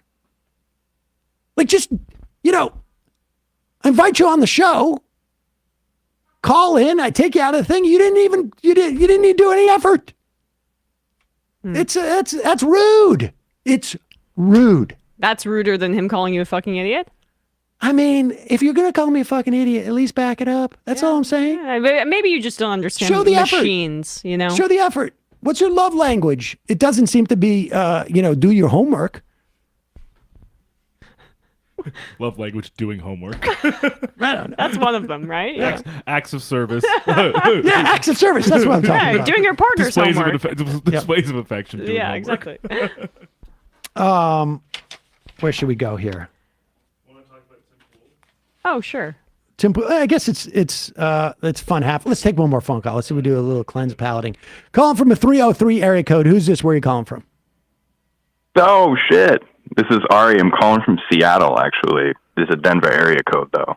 Ari from Seattle with a Denver area code. What's on your mind? Sam, I just got to gush a little bit, dude. Long-time listener, first-time caller. Love you. Emma, followed you over here when you were on a different show with a much louder and more provocative front man. You are a beacon of grounded beauty over there. I'm so glad to have you over here. I appreciate it. Thank you. Yeah, absolutely. I'm not going to be as entertaining as that last chuckle fuck who was just like a roulette wheel of stupidity. But I do have a question. There's a couple of little points that I like to debate that kind of, I guess, call back to that guy where it's, he was saying stuff about Social Security and it's not going to be around, blah, blah, blah, blah, blah. The system wasn't designed, for what we have now. I like to debate with my friends and whatnot and apply that same kind of logic to voting. And here's kind of like the elevator of it. I like to debate that you should take like an empathy, cognitive, and awareness test and before you get to go and vote, because it's too critical now, the types of decisions that we're arguing with our elections. And I don't think that's what the people intended when they came up with our original style of voting. Everything was so much simpler, right? How would you approach that argument? And what do you think about that argument that we should be a little bit more incentivized, or at least have the care within ourselves to become aware before we go out and try to make decisions and cast our ballot? Let me just be clear, your argument. Your argument is that these people who owned other human beings, when they came up with the idea of voting, did not anticipate how unempathetic we would be today? Appreciate I'm not the call, sure if my that man. was maybe Appreciate the call. I mean, honestly, that's it. I mean, like, first of all, you can't encumber voting in that way. Obviously, you can't. But the idea that that we have uniquely unempathetic people now, I think is not the case. I think we have people who, I think we've always had unempathetic people. In fact, I think there's an argument that we had less empathetic people back then than we do today. It's just that the problems that we have are it's a big country. And I think there's certain segments of the population that exist under certain ideologies that are, maybe never reachable, but other segments of the population that are reachable if we do a better job, that if we're able to convince politicians to step up to the needs of people, as it is. But I don't think curbing voting is the right way to go on any terms. But I also just don't accept the premise that we're drawing a straight line between the two. And I like arguing about this because I think it's an interesting thought experiment. Well, it doesn't necessarily mean that voting is getting curbed. Yes, it just means that the individual. Yes, it would. No, that means the individual. Why? But who would be getting curbed? Let me just make this point really quickly. Sure. I'm sorry. On its face, does like a literacy test for polling sound like, something that could weed out people who are not, say, smart enough to be voting? That's the same rationale behind those things. But in reality, what they were used for was to keep black people out of voting. Any kind of system like this that limits democracy in any way and doesn't expand it is always going to be used against marginalized people, no matter what. So I don't believe in it as a government system, even though I understand what you're trying to say. Just, it should not, these kinds of barriers to voting should not exist. It should be as expansive as possible. Can I just alter something to see if you respond differently? There's two steps in what you just said. A, it's there, and then the misuse, the malalignment of the tool being there. I'm not arguing that people aren't horrible, and there are lots of horrible people. And there's probably even more horrible people now than there were then. I'll give you all that. But put that aside for a second, just like thought experiment, hypothesize. If something like that was implemented and not malaligned, just used generally, like, yep, you got to come in, you got to make sure you can read and you know what you're going to be voting on, and everyone gets to do it. It doesn't become a bludgeon by evil. Would that be better or worse? Would we make better decisions or not? I don't think it would necessarily be terribly relevant, because I don't think that would necessarily change the candidates you get. Appreciate the call. Cool. I get what you're saying. Thank you so much. Thanks. We spent a long time on that. Demian just said Matt would not have patience for this. I mean, I know. Let's talk about it's Friday, folks. Fun half. I was on Twitter last night late because of the indictments. And again, we don't really know what the indictments are and whatnot. And then people started saying to me that Destiny was on Tim Pool, and I thought nothing of that, because I wasn't terribly interested in that any more than I would be interested in any other, like, two people. But everyone knows how much I love it when Tim Pool name checks me. And apparently Tim Pool is very mad at everybody here. Yeah. Because this is in reference to something that we did on Thursday. Yeah, so it's... is this... you did this on Thursday? Yeah, you weren't here. Yeah, so... Oh, that's why he's so mad. I was wondering why he's talking about it. What did you do on Thursday? We made fun of his terrible music. But this was a Thursday from, like, August of last year. This was not... Oh, that's what I'm saying. Yeah, no, I remember when you guys Thursday. did that, but I thought, like, you did it, like, yesterday. No. Oh, no. No, it was, like, it was... So this was like a 7 months ago, almost 8 months ago. Yeah, he's holding on. I remember. To this. Okay. I remember when he put out an album or a music video or whatever it was, and I was like, "Why is this coming up today?"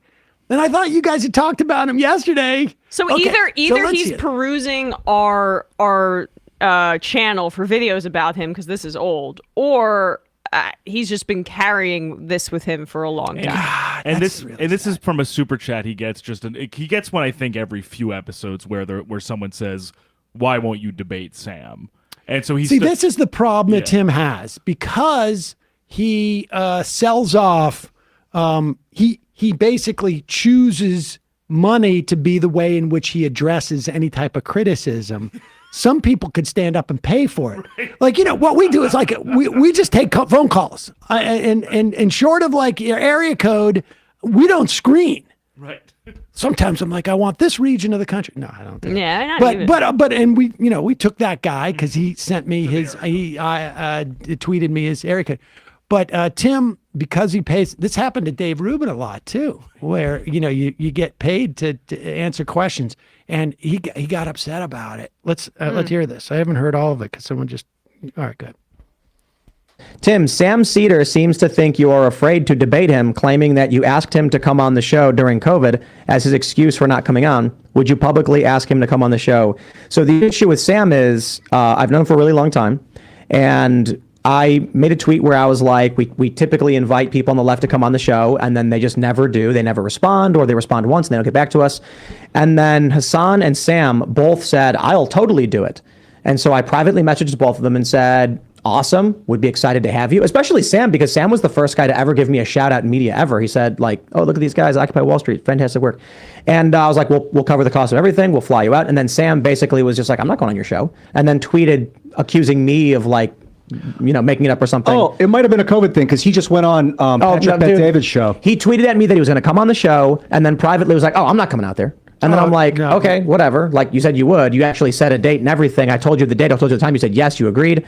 And now when I'm setting this up, you're like flaking out behind the scenes and then putting me on the spot. If Sam wanted to, would you host a debate with him on your show?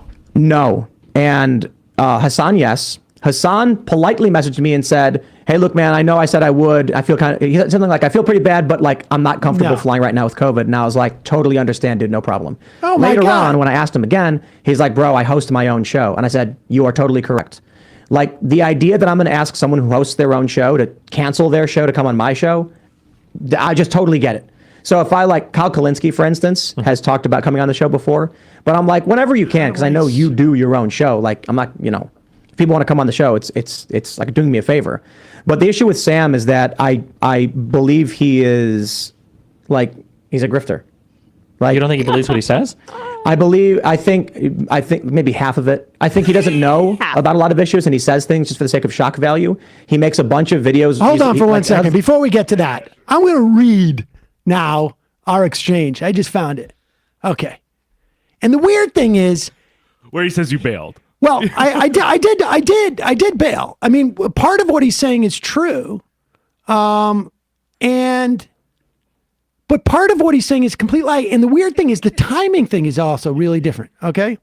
All right, here it is. So he goes on, he says that on Twitter and I say, I'll do it. And he goes, here it is. Okay. So and people can go back and find the public version of this. It's back in October of 2020. Now, I don't know if people remember, there was a pandemic going on. And okay, here it is. So, we went on for a long time to talk about this. Okay. All right. So October 10th. 2020? Yes, 2020. And no one's vaccinated yet. Understand, there's no vaccination. I had done an interview with Tim Pool via Zoom or whatever it was from his show. I said I would do it. He had asked me a long time. And so I write October 10th, 2020 at 1:41 p.m. I don't know when the public tweet was, but that's on DM. So what's the details? He writes, I can have Lydia arrange everything for you. Show is 8 p.m. live in studio, DC area. We can fly you out and get you a motel nearby. We hang out for 2 hours and talk about current events. I can do a group chat to connect you. If you want, you can just send me your email and we can set it up. And I write, I can't fly down to DC. I do a 3-hour daily show. You don't do any remotes? And he goes, we set the show back up in January for in-person only. We don't have a way to connect everyone on a Skype call or display it. We've rejected some centrist right-wing people, blah, blah, blah. But I get it.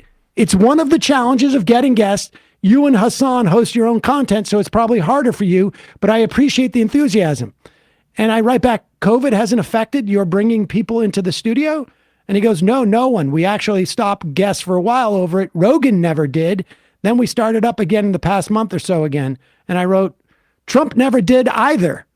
And I did the shrug because Trump had just gotten COVID. I guess you roll the dice and hope you don't pull a 7. And I wrote, maybe if I have a day off. And that was October 10th, 2020. And then on October 13th, he wrote something publicly. That was the end of our conversation. I should just release all this. I don't know why you suddenly took offense to the above reply. Care to elaborate? I wrote him at 5:34. And he goes, you agreed to an in-studio interview for publicity. You lied. And I wrote, I had absolutely no idea you only did in-studio interviews and had no idea you weren't in New Jersey anymore. The last one we did was on Skype. And he goes, you just wanted to rile up your followers. The tweet said in studio, we covered travel. You dragged me to rile up your followers. That's a complete tone, right? Change. And I think something happened there in those 2 days. And I think it had to do with either like Crowder or Rubin or one of those things. Right. And because that's when he said like I was blacklisted. And he goes, you dragged me to rile up and you're full of shit. And I said, I didn't see any travel tweet. Dude, how in the world would I have accepted tonight as a date if I thought I had to travel from upstate New York starting at 3 p.m. after my show and get back here by 8:30 to prep for tomorrow's show? That makes no sense. Bullshit. You did a segment pulling clips from my studio show. Not to mention I had to do a pre-record. And A, as far as I remember, it wasn't an interview. And B, just because you do one interview in studio, how could I possibly assume that you only do them in studio? The entire channel you pulled from is from a live studio show. And I said, you have like 10 channels. No offense, but I don't follow what shows you have. And he goes on. I mean, he just goes on and on. But we can see that exchange there. All right. Go ahead. Yeah, but you should just take those screenshots and put That's them what on I should Twitter. just do. Just do it today. I will do. Someone Yeah. in YouTube chat just said this is the Tim files. Yeah, I'm gonna release the Tim files. Hashtag Tim files. But something changed in there, and folks can go sleuth around and figure out what was happening during those days. But something happened. But say now that you're vaccinated, I mean. Oh, I've told him. I will go. Oh, I think I said that. I mean, let's see. And then, and really, he was mad because of all these things that we commented on his video that I made, that he said he's talking about. You dragged me for not talking about this. And I'm like, I don't know what you're referring to. And hey, if he thinks you're a grifter or he thinks you don't have a good knowledge base, which like, okay, there are people things, can make that decision. There are things that people could say about you, but I don't think like still going back and forth. Lack of Live studio. knowledge I didn't realize. What are you talking about? The tweet said open the 13th, and then I printed our exchange, and that you claim I'm lying is okay. And then he said like. He did write live 8 p.m. in studio. The show is live 8 p.m. in studio, but live doesn't mean in person. Yeah. We do a live show every day, and almost none of our guests are in person. Exactly. And he said, I assumed I could do remote, Tim. I'm hours from an airport here. This is when I was living upstate during parts of the... You claim I'm lying. It's hard to believe. Like, what's the lie?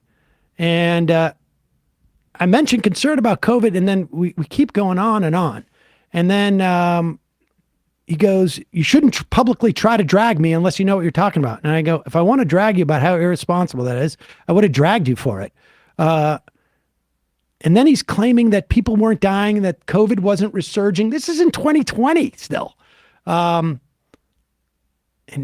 he's like, I'm really trying to sort of understand. Look, and then the last one was, I guess, October 13th. I am not and have not knocked your format. If that's your format, I can respect it. I was expressing the reasons that made it too heavy a lift for me. Happy to have you on my show if that's good faith, no travel involved. That last part, a friendly joke, but also true. We could do over Zoom, and that was the last I heard of him. Okay, sorry. So this is, good I just context. want to make the point that Tim is lying here, and he knows it. And he's upset because apparently you guys a year ago mocked his music. I think he believes what he says. I think maybe half of it. I think he doesn't know about a lot of issues and he says things just for the sake of shock value. He makes a bunch of videos. Like another thing is like all he would do is rag on Dave Rubin. He's like one of those guys who makes a bunch of videos just talking about drama and people that I'm really not interested. And then the publicly agreeing to come on the show in good faith, like when I made a good faith offer, and then privately backtracking and then putting it on me and now claiming I'm scared. Like the whole thing's a bit. Tim's scared to debate me. No, dude, he's just a lowbrow grifter. Bro, I'll have you on anytime you want to come on. Like, here you are. Mm-hmm. And I think you're like substantially more intelligent and capable of debate than Sam Seder is. Obviously that's true. No, I'm just kidding. I think Sam's a really smart guy. I mean, I can't speak to your private messages, but yeah, I would hope. So. I don't know. I don't view him as a grifter. I feel like Sam is pretty. He's pretty smart compared to most of the people. If I was scared of anybody in the left to debate, I think it would generally be. Sam Seder, I'll tell you one of the personal negative experiences. Okay. But like, still, when you have him on the show, was when I tried to explain to him deontological versus utilitarian moral philosophy. I watched this, and he didn't understand it. And so how do you convey an idea to someone who doesn't understand these concepts? Well, I went for pop culture, and instead, it was a bunch of. I remember because you said the villain is usually the utilitarian guy. I remember I watched this clip. I remember you. And so I said I think we were talking about universal healthcare, and I said it's utilitarian versus deontological morality or ethics, right? Deontological ethics is basically stating that you cannot take an immoral action against an individual, regardless of the outcome. And utilitarian thinking is an action against an individual which is unethical is justified if it benefits the greater. And Sam was like, I don't know what that means. And I'm like, okay, how do I debate a guy who doesn't understand these concepts? Well, me thinking like I'm here to convey ideas in good faith. Pause it for 1 second. Incidentally, I'm quite sure I said, I don't care. Yeah, you didn't. You said I don't care. Yeah, you didn't. I'm quite sure I said I don't care about these philosophical differences. And then he wanted to say and to make you feel bad about it. Zeus from the Marvel show or whatever it is. Thanos is is a utilitarian. And because he's willing to let half the planet die or whatever, all the planets die to save half the other planet. Yeah. And I didn't I didn't care about that. That's not relevant to me and to the argument I was making. But he's really upset about that. I feel like I must have hurt Tim's personal feelings, and I can understand that. But there's still more, right? He's upset. Go ahead. He's really upset. We still really got carrying into a grudge. the music thing. I should say to Tim, honestly, it's one thing for you not to have me on your show. That's fine. It's your show. But to carry around this type of hurt and this type of anger and resent, it's not healthy for you. Yeah. It's not healthy. I mean, yeah, okay, you're showing me, you're not going to let me on your show. That's fine. I get it. But this is tearing you up inside. I know. And I worry about that. And I know people are going to say, you're just saying that to be shocking. Go ahead. Well, we also should add that he has no idea what this show is. We do a whole hour every day interviewing historians, interviewing experts in fields, union organizers. It hurts that he doesn't really watch the show. I mean, listen, here's the thing that it's Tim okay that he doesn't watch the show, but he shouldn't make claims about the show if he doesn't really know. You know, and it's Friday, so we're doing a lot of these, have fun segments and this and that. But he should understand that, like, the Tim himself is like, it's like going out for dinner, like at a nice restaurant, and you've eaten the appetizer and the main course, and maybe you have a dessert, and maybe you get a bottle of wine, and then you're leaving, and as you leave, they got a bowl of those like white mints. You know what I'm talking about? Yeah. And you take one, and well, I'll take like 2 or 3, and I'll eat one, and then I'll put a couple in my pocket. I'm like, oh, for later. But then you don't find that for like 2 weeks later until you're on the subway. And you're like, I'm going to eat this. That's when we get to the Tim section of the show. That's what it is. He's missed the entire dinner. He doesn't watch that part. He just watches us eating the mint. But let's go. Understand these concepts. Well, me thinking like I'm here to convey ideas in good faith said, think about Thanos versus like Captain America. Thanos wants to wipe out. And then his response was to make a video and all of his fans mocking me for talking about Marvel. But here's a better one. When we released our first song, he ran it through an audio filter to make it sound bad and then played it on his show calling it garbage and lying about it. I just like that. The dude is just the lowest of low tier grifters. Did he? I feel like I saw them. I watched them. He ran my song through an audio filter. Was he on that episode? Because it was the girl and the other guy. The girl and the other guy. I don't remember if he was on the show. But did you run his song? If we did that without telling people, I would have a problem with it unless it was obvious. Let's just be clear. This was August of last year. I don't have the audio capabilities or like the wherewithal to. I was running the board. You were? I was running the computer here. I put it up. We just played the YouTube video. So if he thinks his song sounded bad, it just sounded bad because. I mean, Bradley's inability to run anything in terms of audio is pretty. And now able to filter it. And that was a year ago. And that was a year ago. That was a year ago. Like I'm much more equipped now, and I still don't think I would have been able to run it through an audio filter to do it myself. I wish Tim could see our board and structure here and see how little of a capacity that we have. Yeah, when I went into like the PDB studios, the PBD studios, I was like, oh Jesus. This is a serious operation. This is like, if people can imagine, like, like a guy's house who spends all his time at Radio Shack back in the day.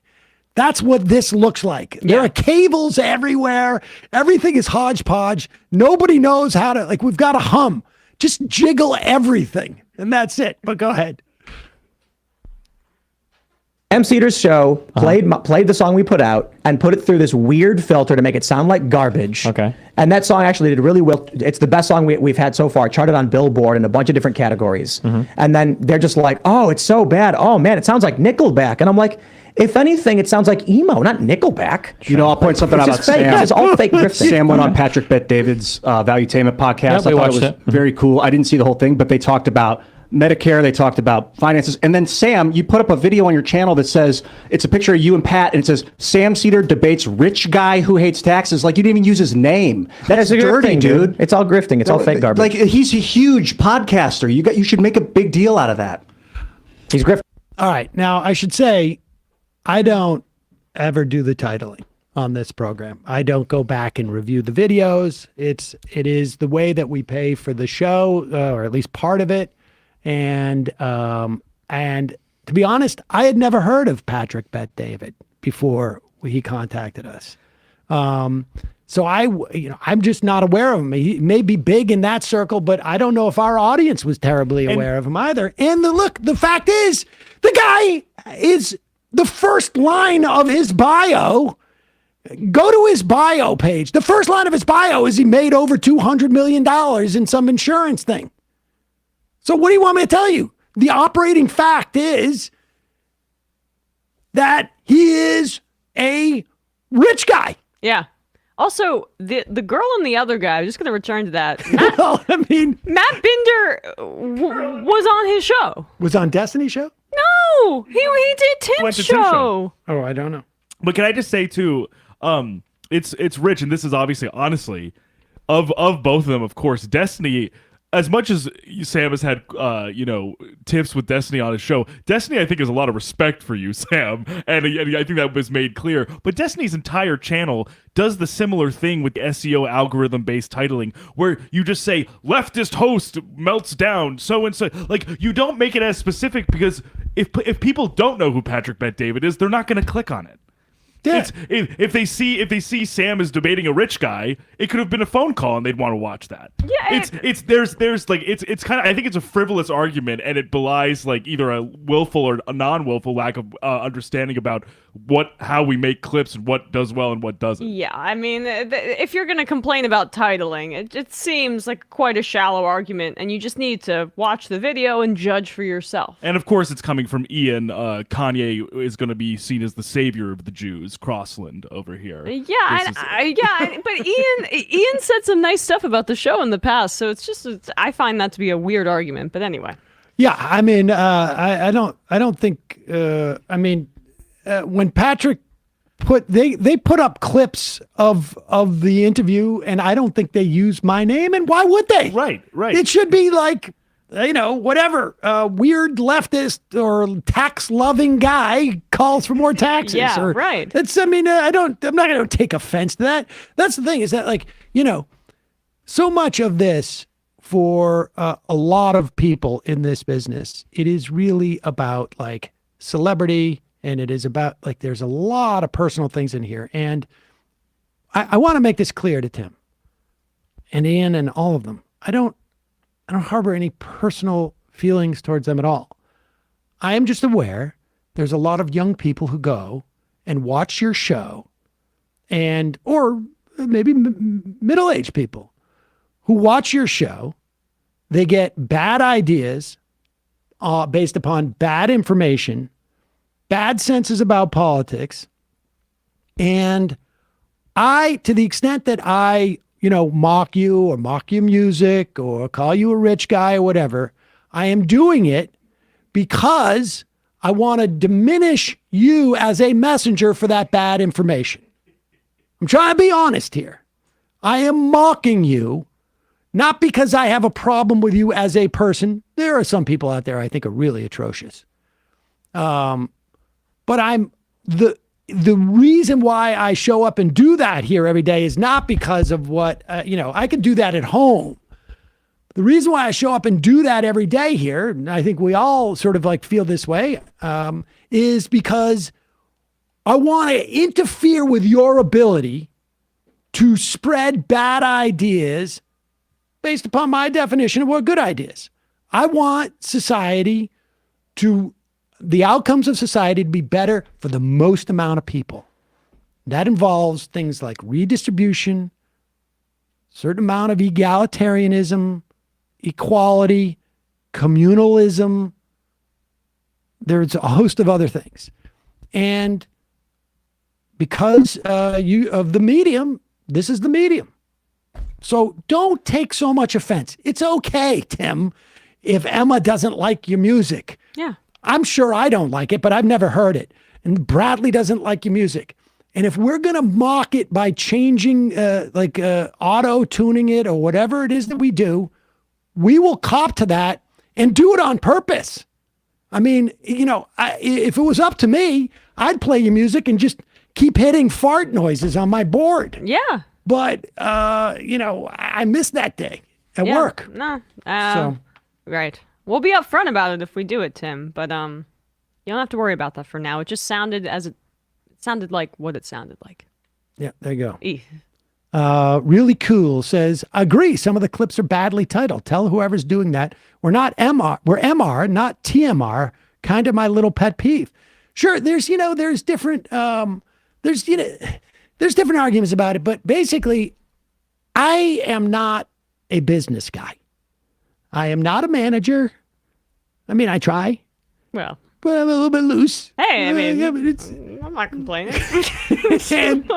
and so I am not going to spend the time to micromanage or mostly manage what anybody does on the show. It's like, show up, make sure things work, and then I'm happy. And everything else is like, will fall into place. I'm sorry. If Tim wants to pay for someone to come and title the shows differently, or Ian wants to do this in his spare time, Godspeed. more power to you. Godspeed, buddies. All right, let's do some IMs here.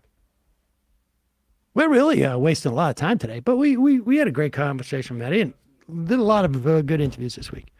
Let's see. And it's because of this. Connor from Jersey was the first IMer. Have you heard Pim Tool's rant about you from his show with Destiny? Called you a lowbrow grifter who says things for shock value to get listeners. The irony is palpable. That's what said. And I was like, I said to Bradley, like when we started the show, like, see if you can find that clip. Brewmaster Woods. I can't effing quit smiling today. It's going to take John Wick to pistol whip the goofy grin off my face. A lot of people very excited about this. I think I would be slow on this. Kowalski, Nebraska, according to USPS package for Operation Left is Mysterious had arrived yesterday. That is weird. We did not get it. Maybe it's not in the system yet because of the way that we get things here. But we'll check for that. I didn't see it. I usually get an email. No, 10:48. There it is. Whoa. It's downstairs. Sam's tight pants. A DeSantis hater will be calling in from 502 area code today. New Jersey mailman. Hey guys, I was hoping to get a shofar for my dad Ernie, who passed in hospice a little over a week ago. He was an amazingly generous and kind man. I love you, Dad. Most of my progressive ideals came from the love and respect he gave to his family and strangers. I was lucky to have you as my dad. This is going out to Ernie.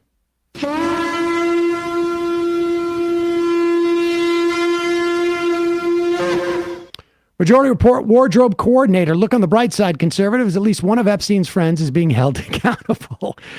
Sam, how does this debate rank as a case study? I think that was the, I don't know. Yeah. No one predicted COVID, and ChatGPT is going to put everyone out of work. Holy crap. Are Social Security callers dumber than MRA callers? Tomuff Link, happy Casual Friday, folks. Here in Britain, Jeremy Corbyn, who's been represented the parliamentary constituency of Islington North since 1983, has been banned from contesting the next election as a member of the Labour Party. Labour Party is trying to select a private healthcare executive to be their candidate for Islington North. Also, a little under 2 years ago, I remember seeing Fox News melt down over something that a NBC Peacock host had said. My morbid curiosity got the better of me, so I clicked on the article link, and it turned out they were losing their shit over Emma criticizing Netanyahu's government on Twitter. Who was? Who did they say? You. Fox News.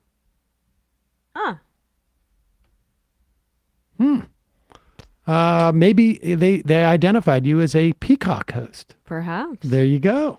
Whoa. Whoa.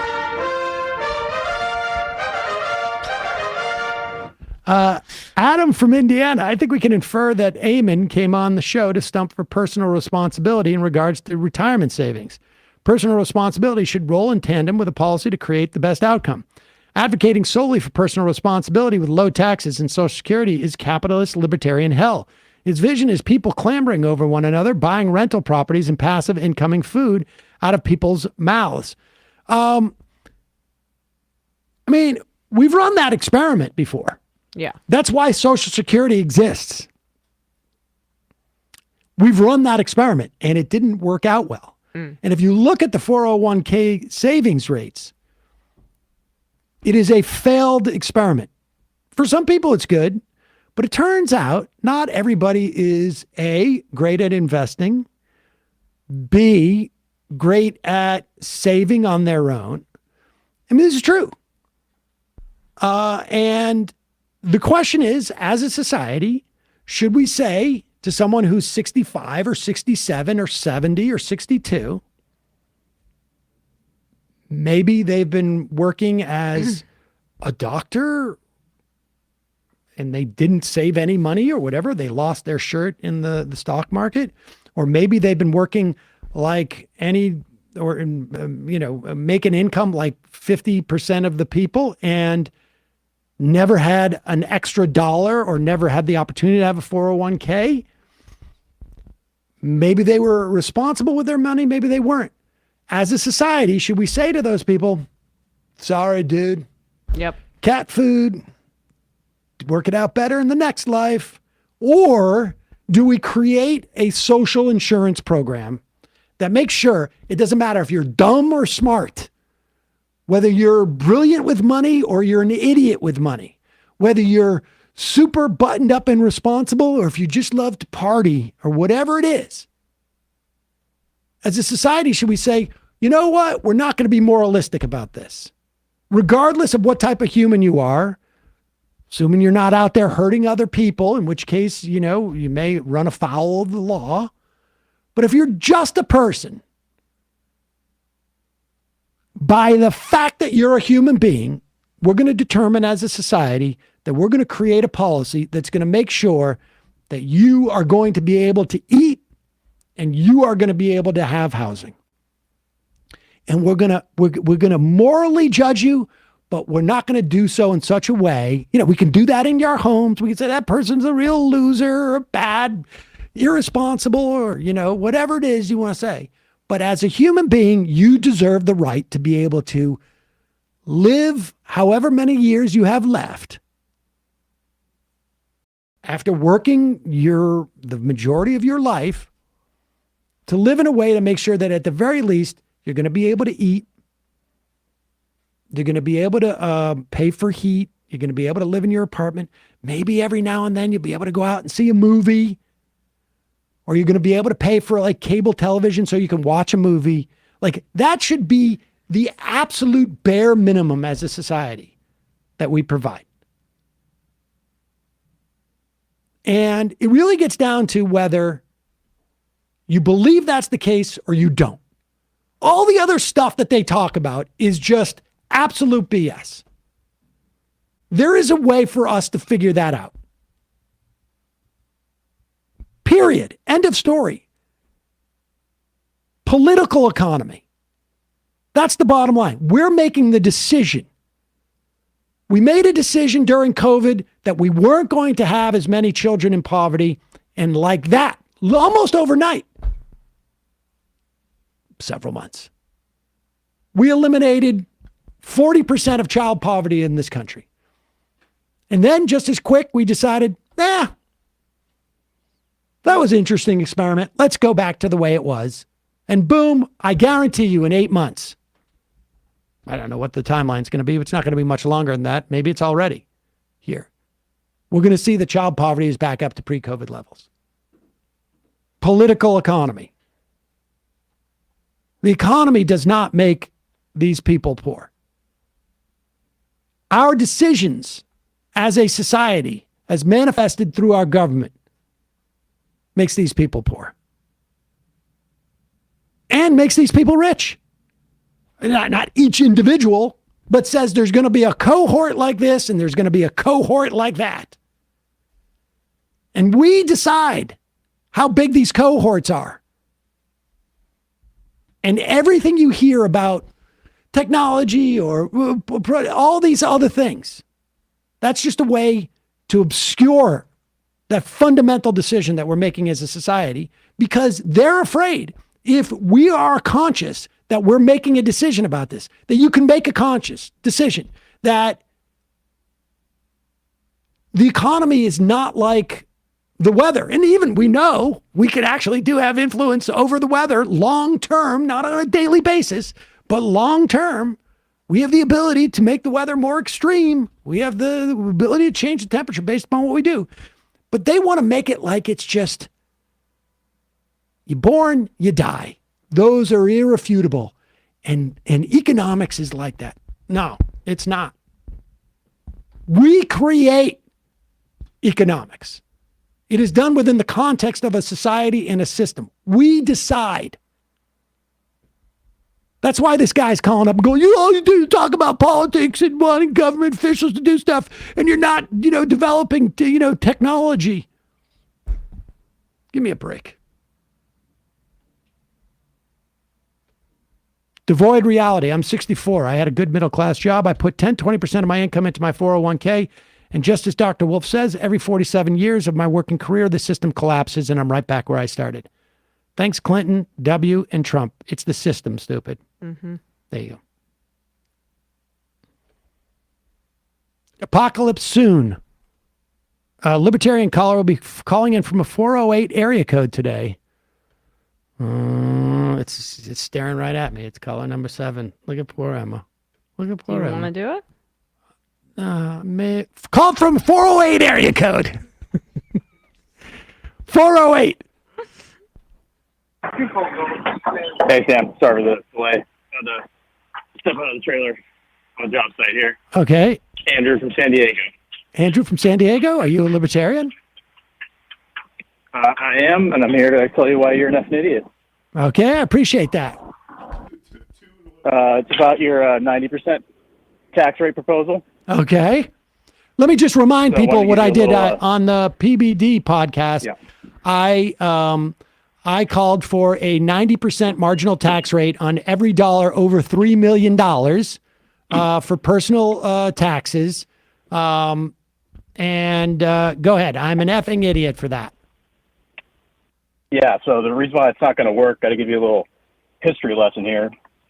They did that, right, in the 40s, World War II. Well, not just World War II, companies- 40s, 50s, and 60s. Right. It started then, and then it continued.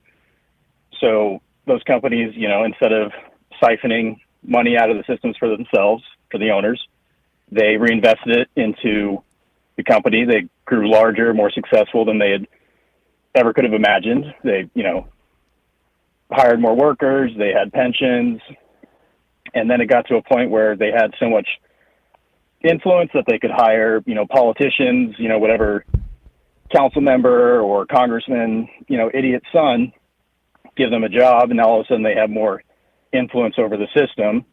And next thing you know, tax cuts come, they personally enrich themselves, and the system becomes more unstable. And, as a libertarian, I think people should be entitled to the fruits of their labor, which they're not in such a system because they don't have ownership over the company. So how does the 90% tax rate fix that, solve that problem? Well, the 90% tax rate doesn't solve the problem of worker control of companies. But you're saying that the companies hired lobbyists, and it was those lobbyists. And that too, yep. Okay. Well, then I would also, if it would make you feel better, I would also add to the tax code that hiring lobbyists is not deductible for a company.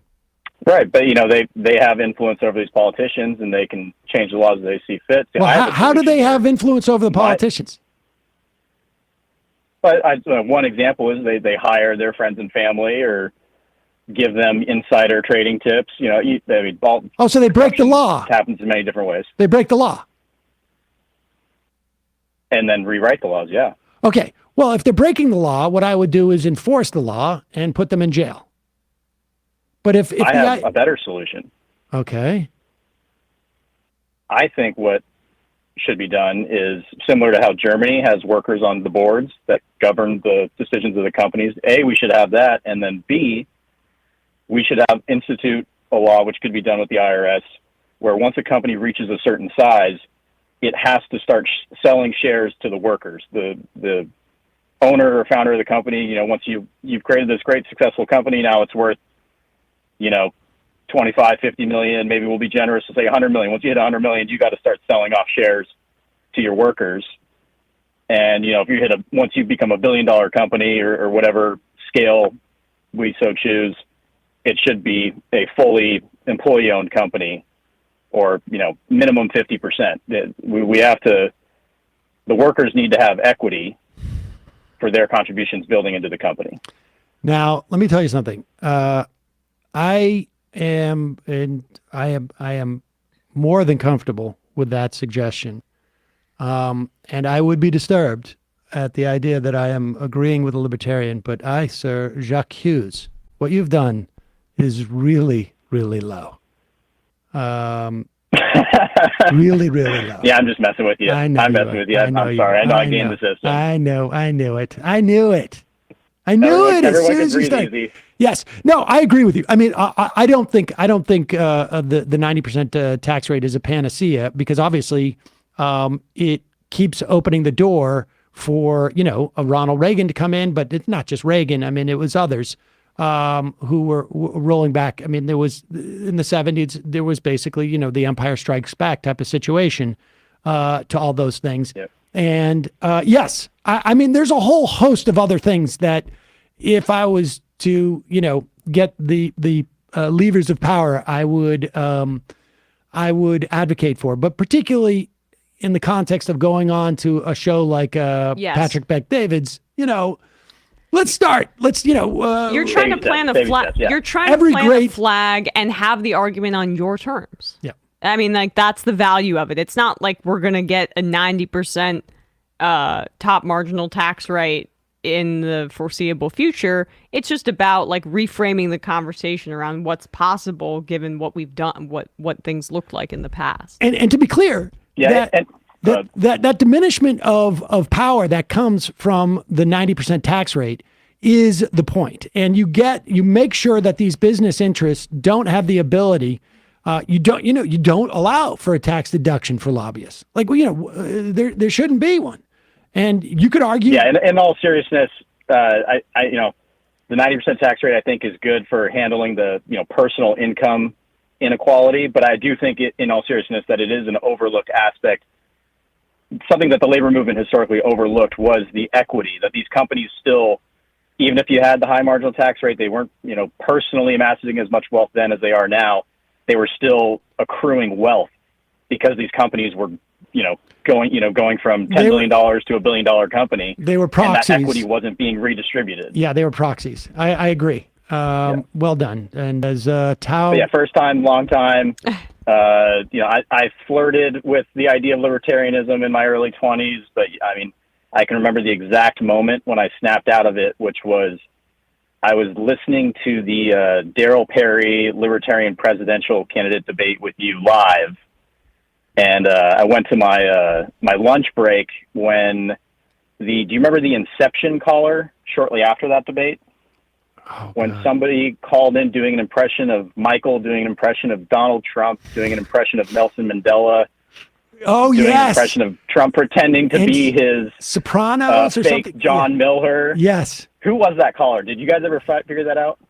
I don't know. I don't know if it was Ronald Reagan or somebody else. But I just would remember laughing hysterically, uncontrollably, hearing Michael's laughter. And I think your eyes were watering up, crying. If anyone, you can search on YouTube, Majority Report Inception. If you watch the whole Darryl Perry libertarian debate and then follow it up with that, it's just a chef's kiss. So thank you guys for everything you do. Thanks for the call. Thank you. I always appreciate somebody who can.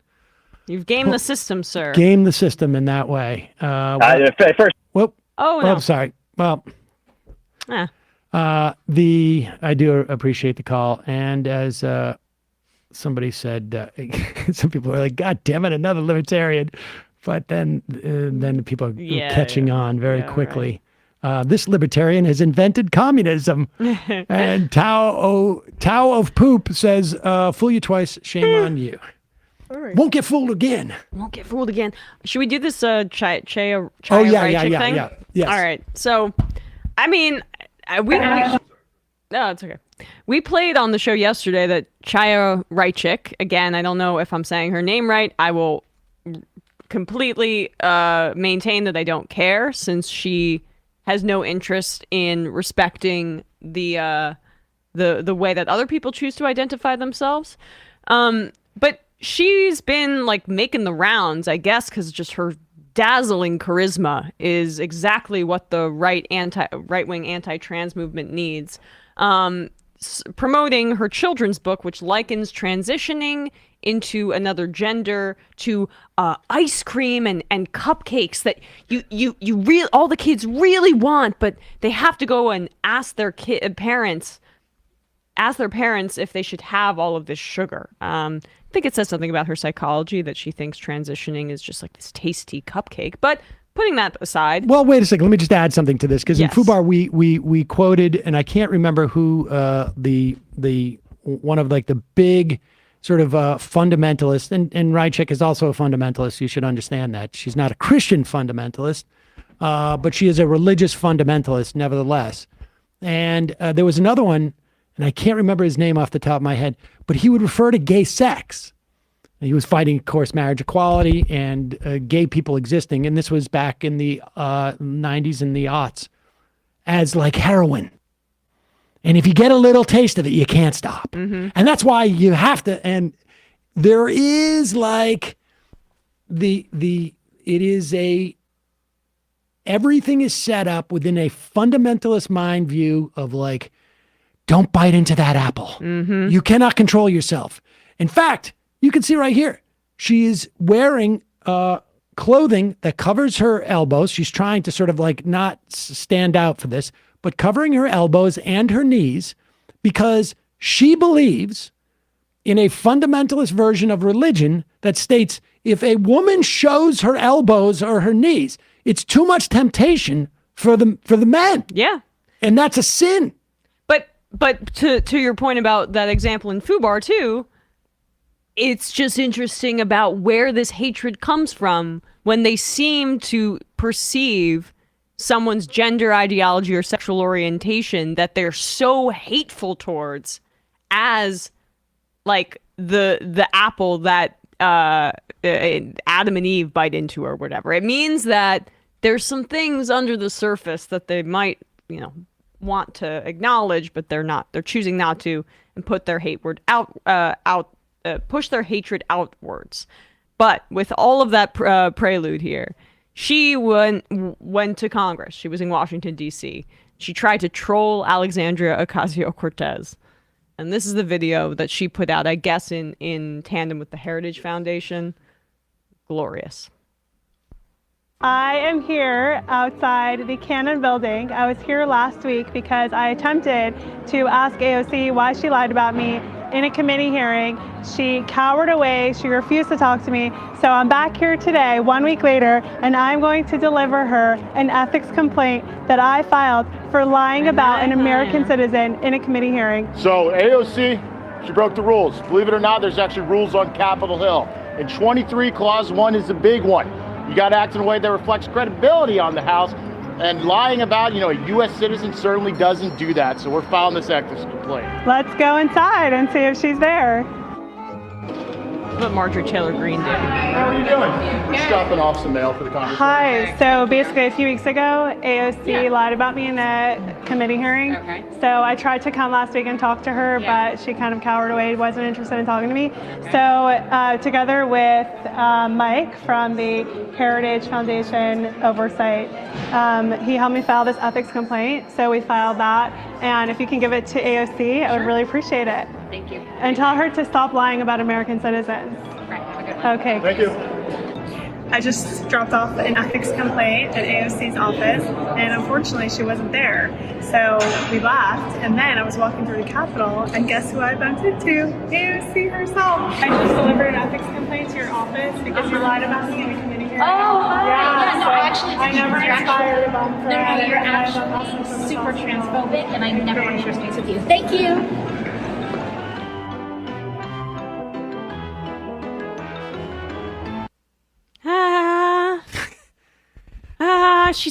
She was nice and stopped to take a picture with me.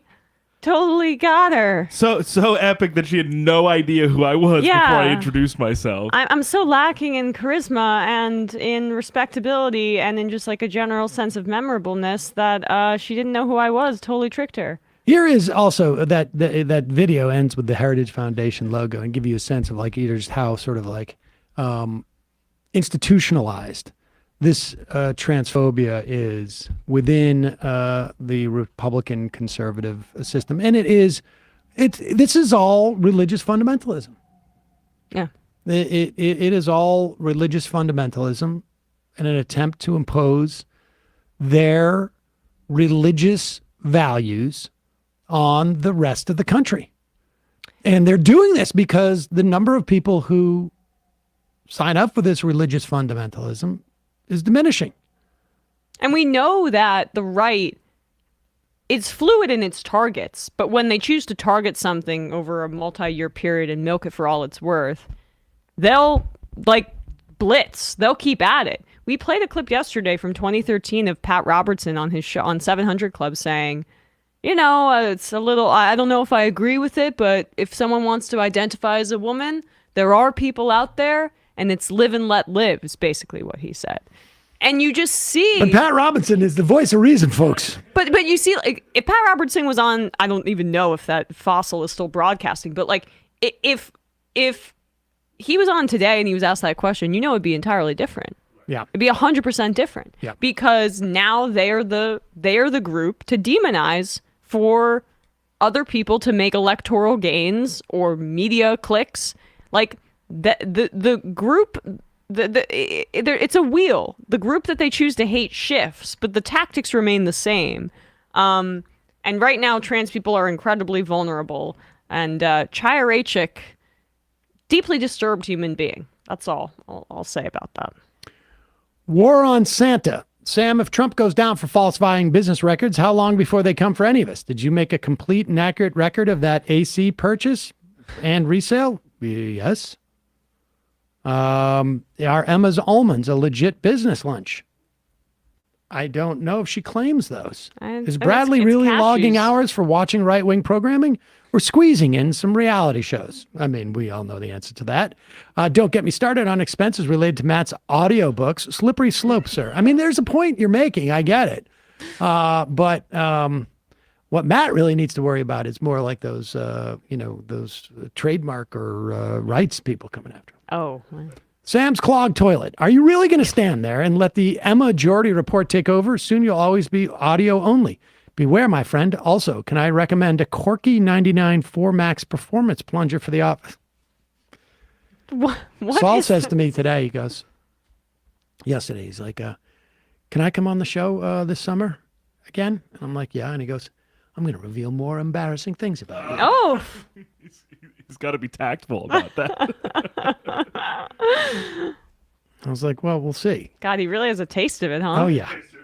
Tim Schultz, the commodification of sentient individuals is wrong. Solidarity with animals. End speciesism. Go vegan. Militant apathy. Taibbi is going to find a way to bail out. It's his argument about the Mehdi thing. I don't think that's the case. I think he'll go on there. No, Taibbi is going to go on there. There's just, why wouldn't he? I responded to Taibbi on Twitter, and I saw someone respond to me saying, would you have Taibbi on the Majority Report? I mean, I was on, yesterday, I went on Pete Dominic's show for 10 minutes, 15, 20 minutes. Maybe it was longer. And I think we talked about Taibbi on air, or we either talked about him on air or off air. I can't remember. But I think I told the whole story that I haven't even necessarily told on this show about the exchange I had with Matt and that and our sort of, I guess, falling out that took place around the time that he wrote that Russiagate was as bad a media hoax as the Iraq War. I had taken issue with that because there's two aspects to, these things. One is like what they did and then what the damages are. And to to equate those two, I don't think so. And it was in the context of talking about why I was so mad at Michael Tracy when he came on. But Taibbi, I don't know. That whole thing he pulled with Alex Jones, when I had made a comment about Glenn Greenwald doing a promo for Alex Jones in promo interview, Matt was a little bit slimy there. But he has an open invitation, and I'm not going to, deliver it in a gold lame envelope. If he can, all he needs to do is say, "I'd like to come on, talk about anything." Happy to. There you go. But I think he made a decision about professional courtesy that random MQ. Not to hate on a sponsor, but shouldn't the government have a system to prevent or at least alert me if my Social Security number is being sold online? It's clearly something that could be done. I mean, I think it's horrible, but if you look at like how they're trying to defund the Social Security Administration, I mean, yes, I agree with that. But, it's not the first place I would put the money into the administration. I would make sure that people are getting stuff. Lawful Waffle. Sambo, have you heard the new Netflix series based on the indictment? It's called Orange is the New Inmate. Bop, bop, bop. Okay, thank you. Frank Bluntz. Santos wearing a Mets jersey makes me question the existence of the Mets. If arguments were won by Dude Come On, this guy would be world champion. All right, 5 more. House of Shades. Tim just got kicked off Bandcamp, so that's probably why he's acting out. Oh, is that what happened? Why did he get kicked off of Bandcamp? I don't remember the exact... Release the Bandcamp files! Right, exactly. I don't even know what Bandcamp is. Bandcamp is this a hosting site for music, and so they were kicked off. I don't exactly know why, but he was in a recent Timcast threatening to file a lawsuit against them, so not sure what happened there. Release the Bandcamp files! Heavy breathing Steven. May I propose you change the last I am sound effect? It sounds too bright and triumphant, almost like you're excited for the show's over. I want to know that for everyone watching, the last I am marks the saddest moment of the show, the ending. Oh, that's very sweet. It's like a live violin. Yeah, maybe that would be it.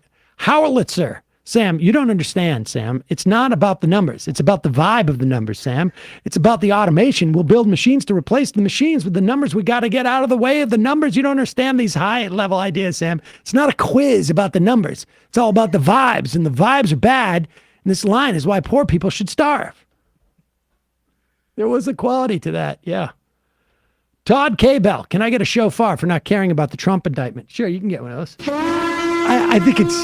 I think the reaction to the indictment is much larger than its actual implications are going to be. I am hesitant to believe that he's going to go to jail because of this. I am hesitant to believe it's going to make a difference, at least in the general election. The primary was already trending this way. Georgia might be a different case. Yeah. But this one... All right, so I really rarely check the YouTube chat, but I just saw that we had a $100 super chat from Laverne Cox. Are you sure it's her? I'm not sure. Okay. Laverne, if you're watching, huge fan, and thank you.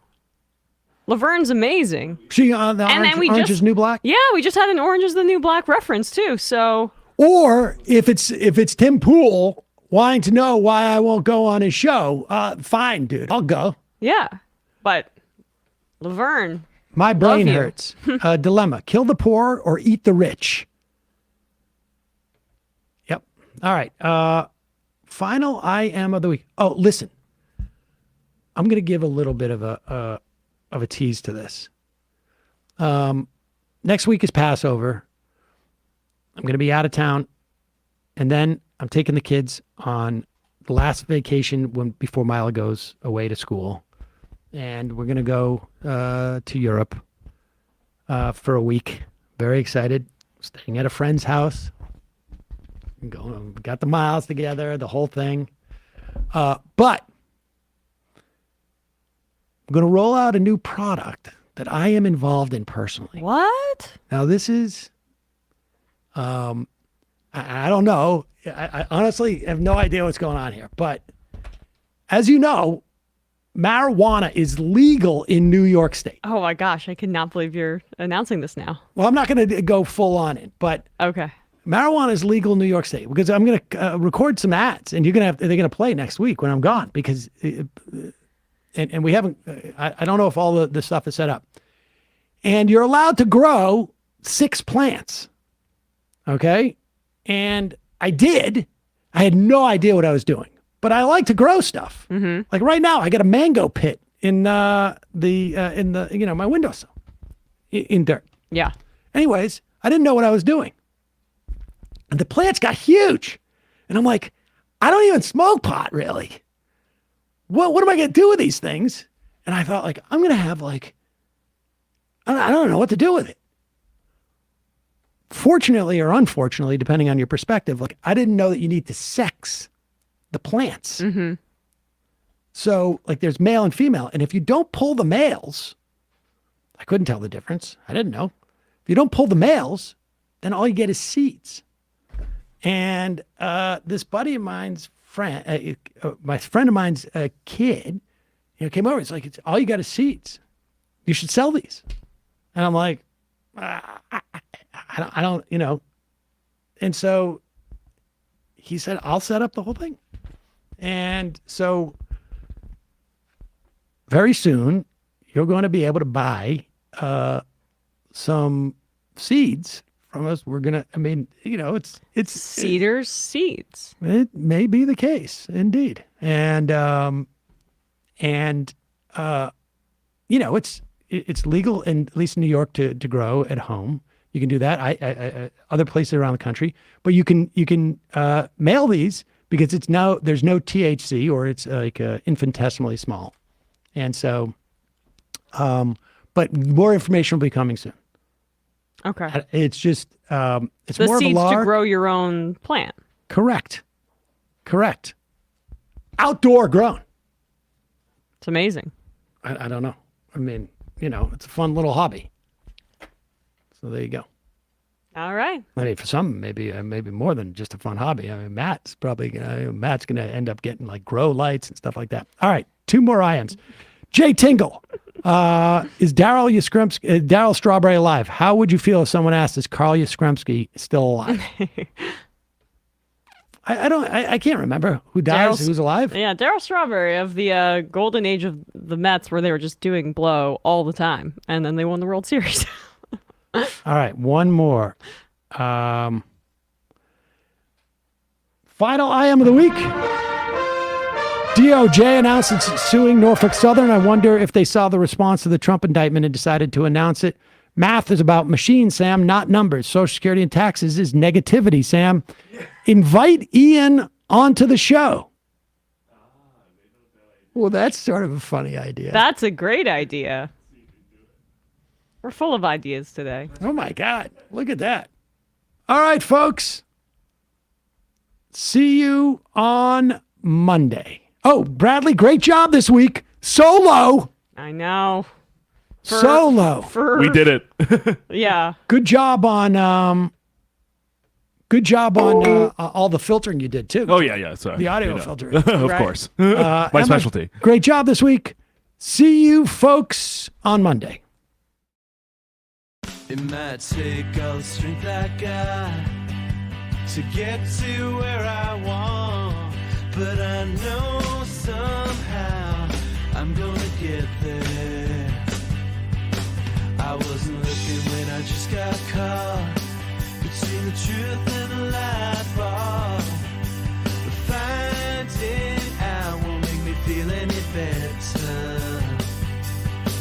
Yeah, I know the clock is ticking, but the meds are gonna kick in, and my pilot light shining bright.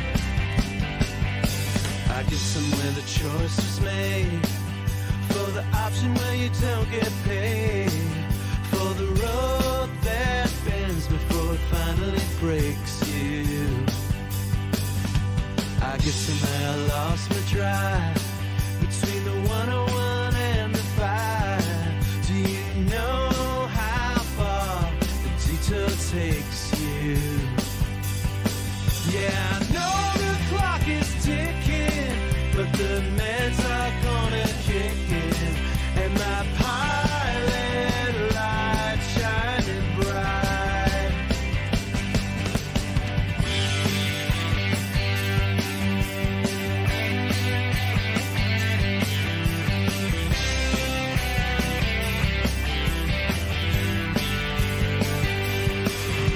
The months drifted into years while I shifted in and out of gear, waiting for my moment to happen.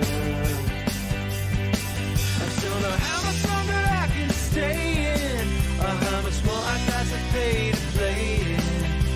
I know somehow